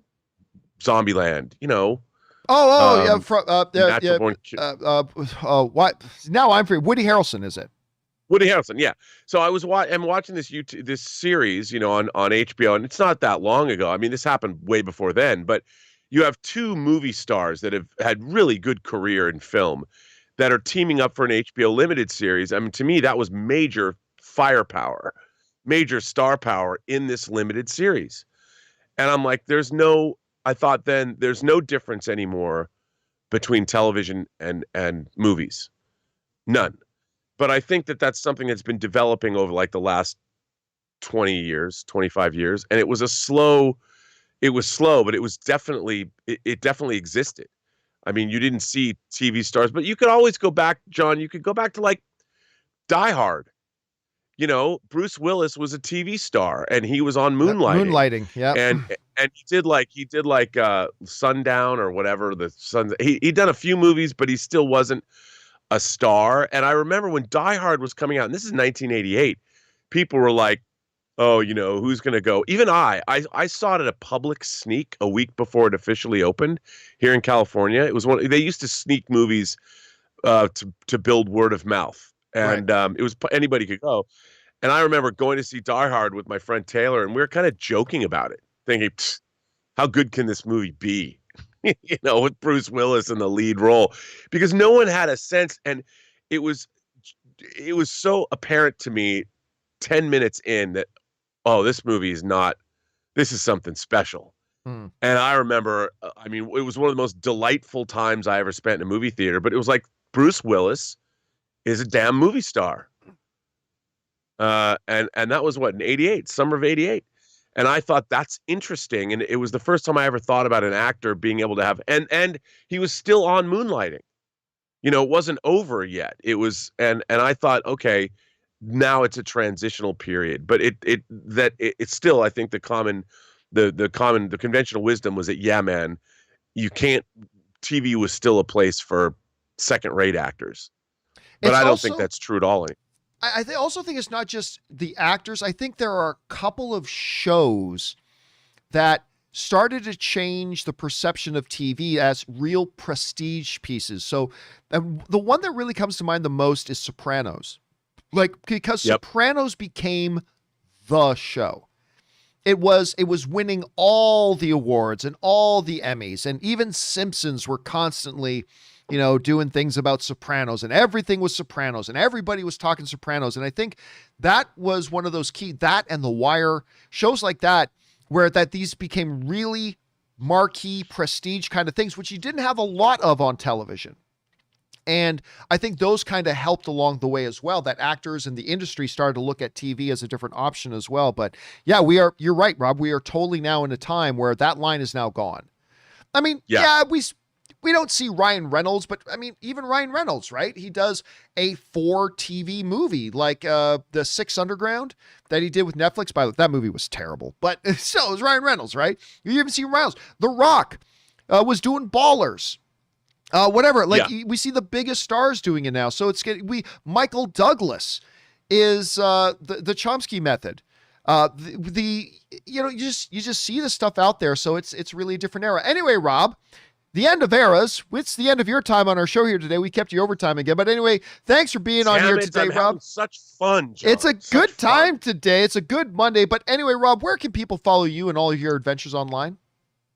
You can find me on Instagram under my name, Robert Meyer Burnett. Find me on Twitter at BurnettRM, or find me on my own YouTube channel, The Burnett Work. All right, dude. Thanks again for being here. Great job today, and I will talk to you again tomorrow. Have a good one, man. All right, man. See you tomorrow. Ladies and gentlemen, the one and the only, the great Mr. Robert Meyer Burnett. Listen, guys, we still have some time here, so let's keep on going through more of your questions, shall we? We're going to get things picked up here with Anonymous, who writes 1 to 5, writes, "Hey, John. Haven't had the chance to tip lately because money's been tight." Well, hey, man, we're just glad that you're here, dude. But I finally have some extra change to spare for my favorite content creator. Thank you, man. Here are my most anticipated movies of the year. Number 10, Last Night in Soho. That trailer came out, man. It totally got me interested. Number 9, The Eternals. Number 8, Space Jam: A New Legacy. I don't know why I'm excited for this. Yeah, I can't get excited. I'm a big LeBron fan, but I just can't get excited for this. I don't know why, but I'm glad you are. Number 7, In the Heights. You and my wife both, man.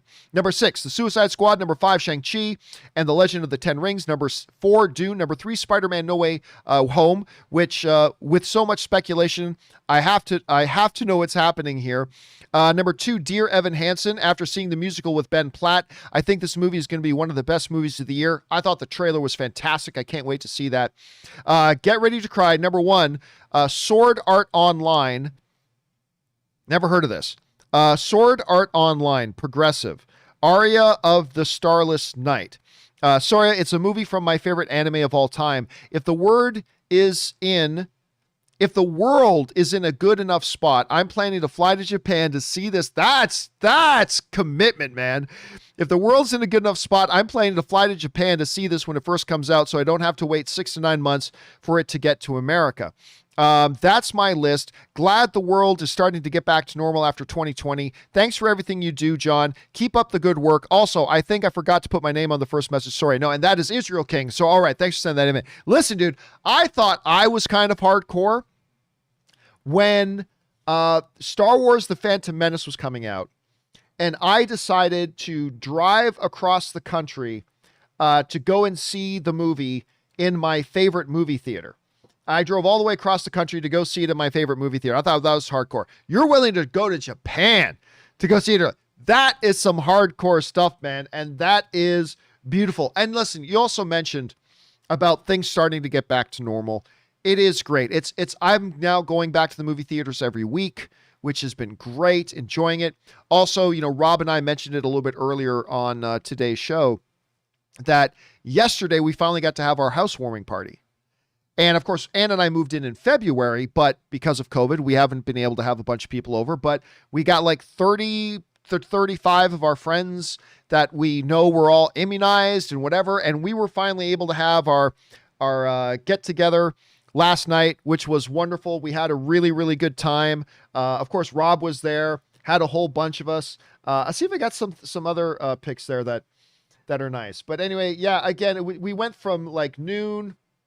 We went from like noon to midnight last night. So people were coming and going all day, and it was just really good. Again, like you were saying, to get back to normal, to be able to get together with friends and people we haven't maybe seen physically in person in a while, to come over, and just that whole idea of getting back to normal has been wonderful. It's been wonderful. And hopefully that whole process of getting back to normal is going to include for you the ability, Israel King, to get on a plane, fly to Japan, and go see a movie that you're really excited about seeing. I think that's awesome. Again, that's not a movie that interests me, but I think it's so incredibly awesome that as a fan of the content, you're willing to get on a plane and fly to another country just so you can see it now. I think that's great. I think that is absolutely wonderful. I hope you're able to do it, man. And thanks for sharing your passion for that with us, man. I appreciate that. All right. Let's move on here. Next one up. We got Jesse, who writes, the last I understood, the Eternals is on shaky ground with the Chinese government. Yes, that's the last I heard too. With a possibility of it getting banned there. China is a big market. If Eternals does get banned, can it still make $1 billion without those Chinese box office dollars? Yeah, it still could. By the way, the terminology, we got to be careful with the terminology, because Eternals doesn't have to get banned in China. All right. You got to remember, China only allows a small number of American films to play in China every year. There's like a small quota. There's a quota they have, right? So China doesn't have to ban Eternals. Most Hollywood movies do not play in China. They only have a certain number of American films that are allowed to play, or foreign films that are allowed to play there every year. And I think it's 15 or so. I don't know the exact number, right? I don't know the exact number. So it could be smaller, could be much larger. I don't know. But there is a limited number of films that they do. So a lot of Hollywood films never get to play in China. It doesn't mean they were banned in China. It just means they didn't get one of those spots. And yeah, it is looking like Eternals with Chloe Zhao, the Chinese director, and the comments she's made. It looks like maybe the Chinese government won't give one of those spots to Eternals. I mean, maybe they will, but they might not. They might give it to another film. It doesn't mean they banned it, but it just means it didn't get the spot. Regardless, the point of your question isn't really that. It's about, if it doesn't play in China, can it still make $1 billion? The answer to that question is yes. Not that it will make $1 billion, but it can. It can. It would be very, very tough. I mean, look, let's be honest. Right now, today, any film with or without China making $1 billion at the box office, it's a tall feat right now. So without China, it makes the job even harder. But could it? Yes, I believe it could. Not that it will, but I believe it could. But you're all right. It's going to make the job a little bit harder, Jesse. It will. All right. Anyway, next up. Let's see. Mr. Intellectual writes, Sir John, you do realize that we got this covered representation, and those Reddit users wanted this attention from you. As it is a small world, I understand that they want YouTube portals as yours to make a big deal.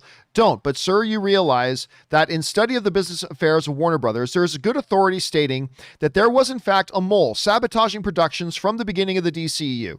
How can one not put two and two together? This adds tremendous credence to issues Snyder was voicing. Anyway, first of all, I normally avoid BS stories that go around. However, when members of my audience in large numbers start writing into me about those things, then I feel that I do need to do a topic on it to not discredit it, but to give the appropriate precautions on the believability of the story. right? So like 9 out of 10 BS stories that start floating around online that come from places like We Got This Covered or others, we just ignore. But once in a while, one of them unfortunately will get traction and the word starts to spread. And then I get a lot of my audience writing into me about it. At that point, I feel it's important to do a story of it, not with the intention of discrediting the story, but to make sure the appropriate precautions on the believability of the story are given, to make sure those are introduced into the conversation. And once in a while, a story like that pops up that gets traction, and I feel we need to do that. Again, here's the thing. You mentioned, it's not hard to put 2 and 2 together. Every conspiracy theorist makes that same argument. There was a stick on the ground over there, and there was a bank robbery in Peru last week. It ain't hard to put 2 and 2 together. I'm just saying that is a very, very common phrase and terminology that conspiracy theorists often use. Well, I'm just putting 2 and 2 together. No, you're putting a made up 2 and a make believe 2 together and trying to say it's a definitive 4. That's not quite how it works. Now, again, I'm not discrediting that. I'm just saying the terminology in the phrase 2 equal, 2 plus 2. It's not hard to, 1 plus 1. It's just terminology I hear from a lot of people a lot of times when talking about wild conspiracy theories. And again, I'm not discrediting what you're saying. Let's be very, very clear about that. I'm just saying that's not an argument. That's all I'm saying, is that in and of itself is not an argument. Anyway, thanks for sending that in, man. All right, next up. Let's see. Anonymous writes, John, just curious, have you played any of the Legend of Zelda games? I have. Yes, I have. I haven't played like a lot of the modern ones. Actually, the last time I actually played a Zelda game was I played a little bit of Breath of the Wild. And you know what? I think it was at Jeremy Johns' house. I think I was over at Jeremy Johns' house and he was playing Zelda Breath of the Wild. And I think I played a little bit of it, and that's the last time I played. Now, I played a lot of the old school Zelda as a kid, but I haven't played a lot of the modern incarnations of them. So, I still don't know why there is such a mythology behind Zelda. I'm actually surprised no one's tried to make a movie out of that. I'm not saying they should make a movie out of it. I'm just saying I'm surprised I haven't tried, because there's such a huge mythology. It's Link is a beloved character for a lot of people. But, Nintendo is still very bruised over the beating they took over their Super Mario movie. But I'm still surprised. I'm still surprised that we haven't seen something else. Now, we haven't seen like a movie iteration of that. I'm still a little bit surprised. Anyway, thanks for writing that in, man. All right, and Anonymous also writes, clearly you've lived in the California Hollywood bubble for too long, John. Tom is lucky that nobody is suing him for employee abuse yet. Oh, that's bullshit. No, listen, and I say this as somebody who's worked in law. That's nonsense. That's nonsense. There is nothing illegal about yelling at a fool who did something to put your career and the health of your other employees at risk. Get out of here with this little precious princess nonsense. We're all little precious princesses, and we need to be treated as the delicate, precious little flowers that we are. Never say something mean to me. Grow up. This is the real world. And if you're an employee at a big company, and you do something that puts the health, lives, income, and careers at risk of the people that work around you, and your boss yells at you, sack up, princess, and take the being yelled at, because you deserve it, and you should be yelled at. If I'm somebody on that set and I found out some asshole was putting my life at risk and putting my health at risk and putting my career and my income at risk, I would be pissed off if my boss didn't yell at those fools.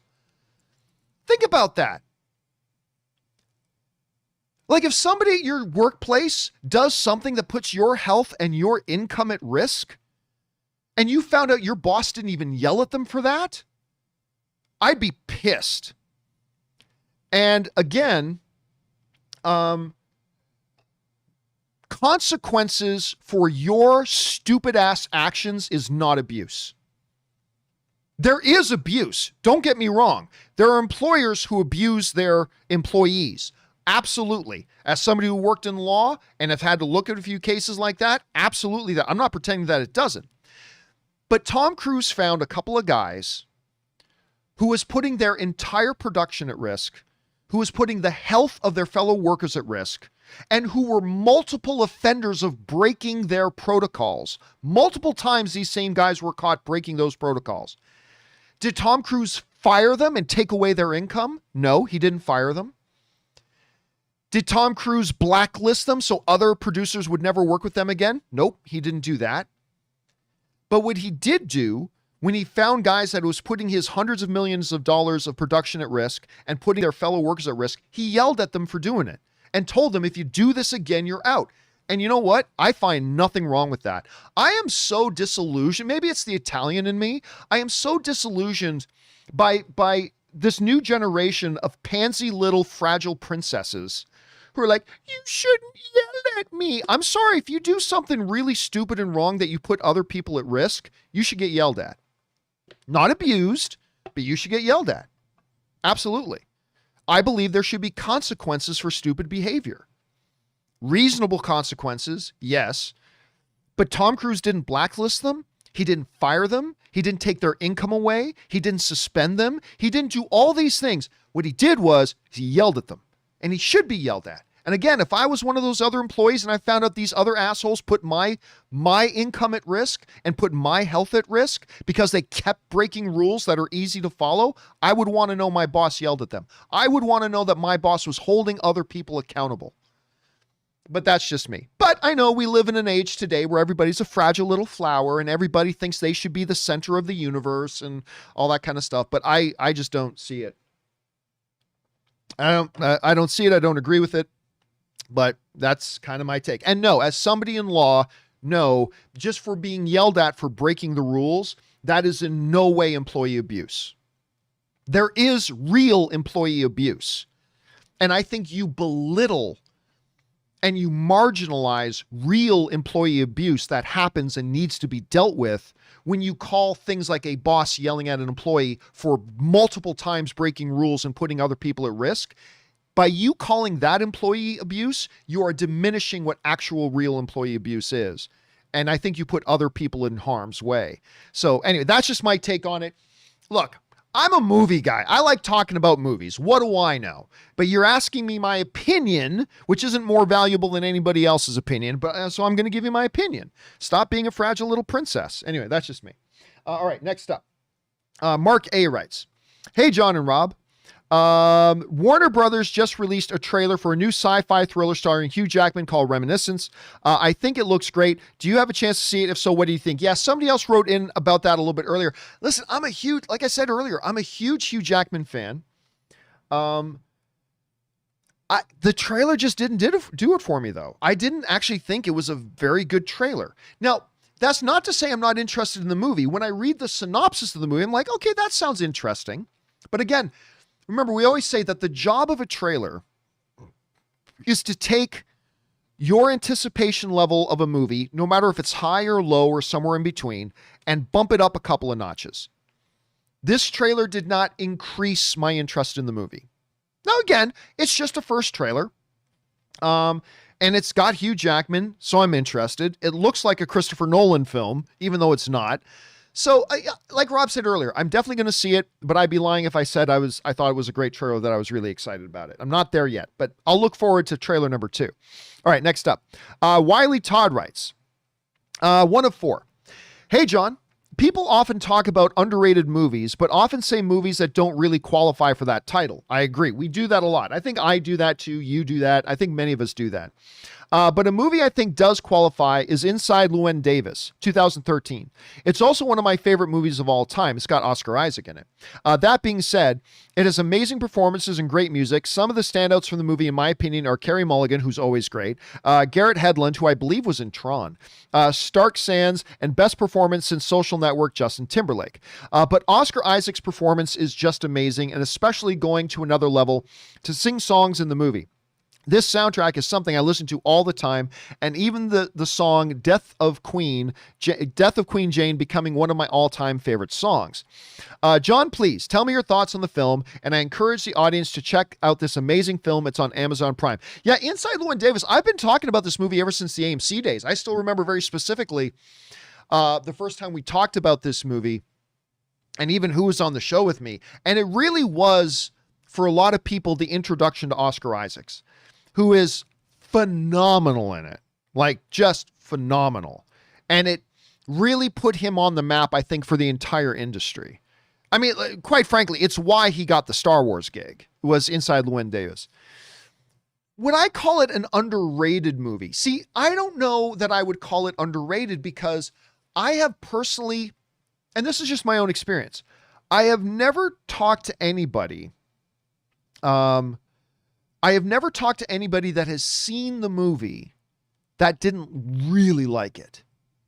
Not everybody loved the brains out of it, but at least really, I have never talked to anybody that has seen that movie that didn't at least really, really like it.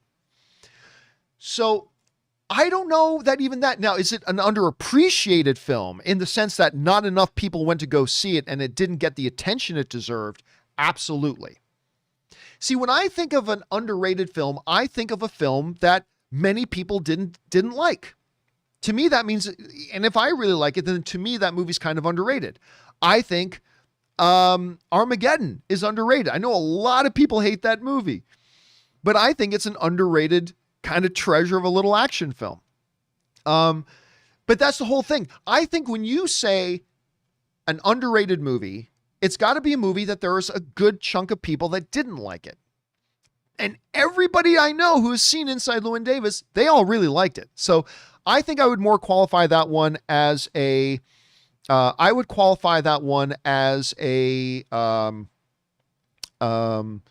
underappreciated movie more than an underrated movie. But now that's just semantics. That's just semantics. It's however you want to define it. Anyway, thanks for writing that in, Wiley Todd. And yes, that is a movie that does deserve more attention. It really does. And if you are a fan of Oscar Isaacs but never seen it, you should go back and watch that one. Absolutely. All right. Min Tran writes, one of two. The Cabbage Man is a recurring background character in The Last Airbender. Yeah, I thought so. A universe whose cabbage cart keeps getting destroyed by Cast, where he exclaims, "My cabbages!" In Korra, it was revealed that he became the founder business, a large corporation. I didn't realize that. Mr. Said Out Bitch, the robber, that has been reappearing at the start of every season since season 2, and have a part of the season finale. So again, bravo to Mr. Set Out Bitch for being the Cabbage Man of the Lucifer show. I've seen every bit of Lucifer and I don't recall him. It's the same guy. I don't recall him. I'll have to go back. If that's true, I'll have to go back and take a look, because I have never, ever noticed that, Min. So you may have just given me something new to look for in Lucifer that I had never noticed before. So I'll have to go back and check that out. Thank you for letting me know about that, dude. All right. Let's see. Next up, Jack Lumbers writes, and this will be our last question of the day, guys. Jack Lumbers writes, in the Arrowverse, John Cryer plays Lex Luthor. Yes. I kind of feel, probably more of a wish, that Superman and Lois is trying to distance itself from Supergirl. I totally feel that. For Superman and Lois, do see them using Cryer, recast, reboot the character, or just skip the character. I mean, it's hard to say right now. I really don't know what their overall plan is for the Superman and Lois show. Up until this point, and again, I am just talking from a fan's perspective. I don't have any insider information on what's going on with Superman and Lois. So there's that. Okay, so keep that in mind. Up until this point, it does completely feel to me like they are trying to keep themselves separated from the rest of the CW verse. It feels like they are trying to have nothing to do with Supergirl or anything else in the Arrowverse. They have really, at least until now, it has completely felt like its true own standalone thing. And personally, I think that is absolutely the right way for them to approach the show, if that is indeed the way they're approaching the show. So if that's the case, and they want to keep themselves separated from the Arrowverse stuff, then you can't have John Cryer in as Lex Luthor. You just can't. Because the moment you do that, it's completely tied into the Arrowverse again. And again, maybe that's what they want to do. I don't know. I'm just saying right now it kind of feels like they're trying to stay separate, and you can't stay separate if you bring in John Cryer as Lex Luthor. Can't keep it separate anymore. So my guess, and this is strictly a pull it out of your ass hypothetical guess that could be disproven next week, but my guess is that we will just not see Lex Luthor in this show. Instead of bringing in a different Lex Luthor with a different actor, I don't think they'll do that either. So my guess is we won't see Lex Luthor. Maybe he'll be referenced from time to time like he has been already, but I don't think we'll soon. Again, I have no idea. Don't take that as gospel truth. I am just like you as a fan making a speculative guess. So that's my guess right now, but we'll see how they go. And I am going to go watch that newest episode of Superman and Lois today because I've been behind. I've been busy with some other TV, so I'm going to go watch that today. All right, guys, listen. We are more questions to come from Jay Wince, Wiley Todd, Preston the Kryptonian, and others. Me and Kimberly Curran are going to be doing a companion video a little bit later today, and we will get through all, if not most, of all the questions still remaining. We will get through them. If you sent in a question today and you didn't see it pop up yet, watch our companion video later, and you should see it answered there. But for now, guys, that'll do it for today's installment of the John Campea Show. Thank you guys so much for making this show part of your day. Thanks to Robert Meyer Burnett for bringing his glory and goodness to it. All of you guys for joining us here today. And a special thank you to all of you guys who sent in those live comments and questions. Number one, because you gave us great fun things to talk about, whether it's things we agree about or not. It's great having the conversation. So thank you guys for that, because you gave us great fun things to talk about. But number two, you supported this channel as you did it. And all of us involved here at the John Campea Show, thank you guys very, very much for that support. Okay, guys, don't forget to join us again tomorrow for when Rob returns tomorrow. Yes, tomorrow's Tuesday. Rob returns tomorrow as well for the next episode of the John Campea Show. And don't forget to do the four main things. Stay smart, stay safe, take care of yourselves, and please take care of the people around you. That'll do it for me for now, guys. Thanks a lot for being here. My name's John Campea, and until next time, my friends, bye-bye.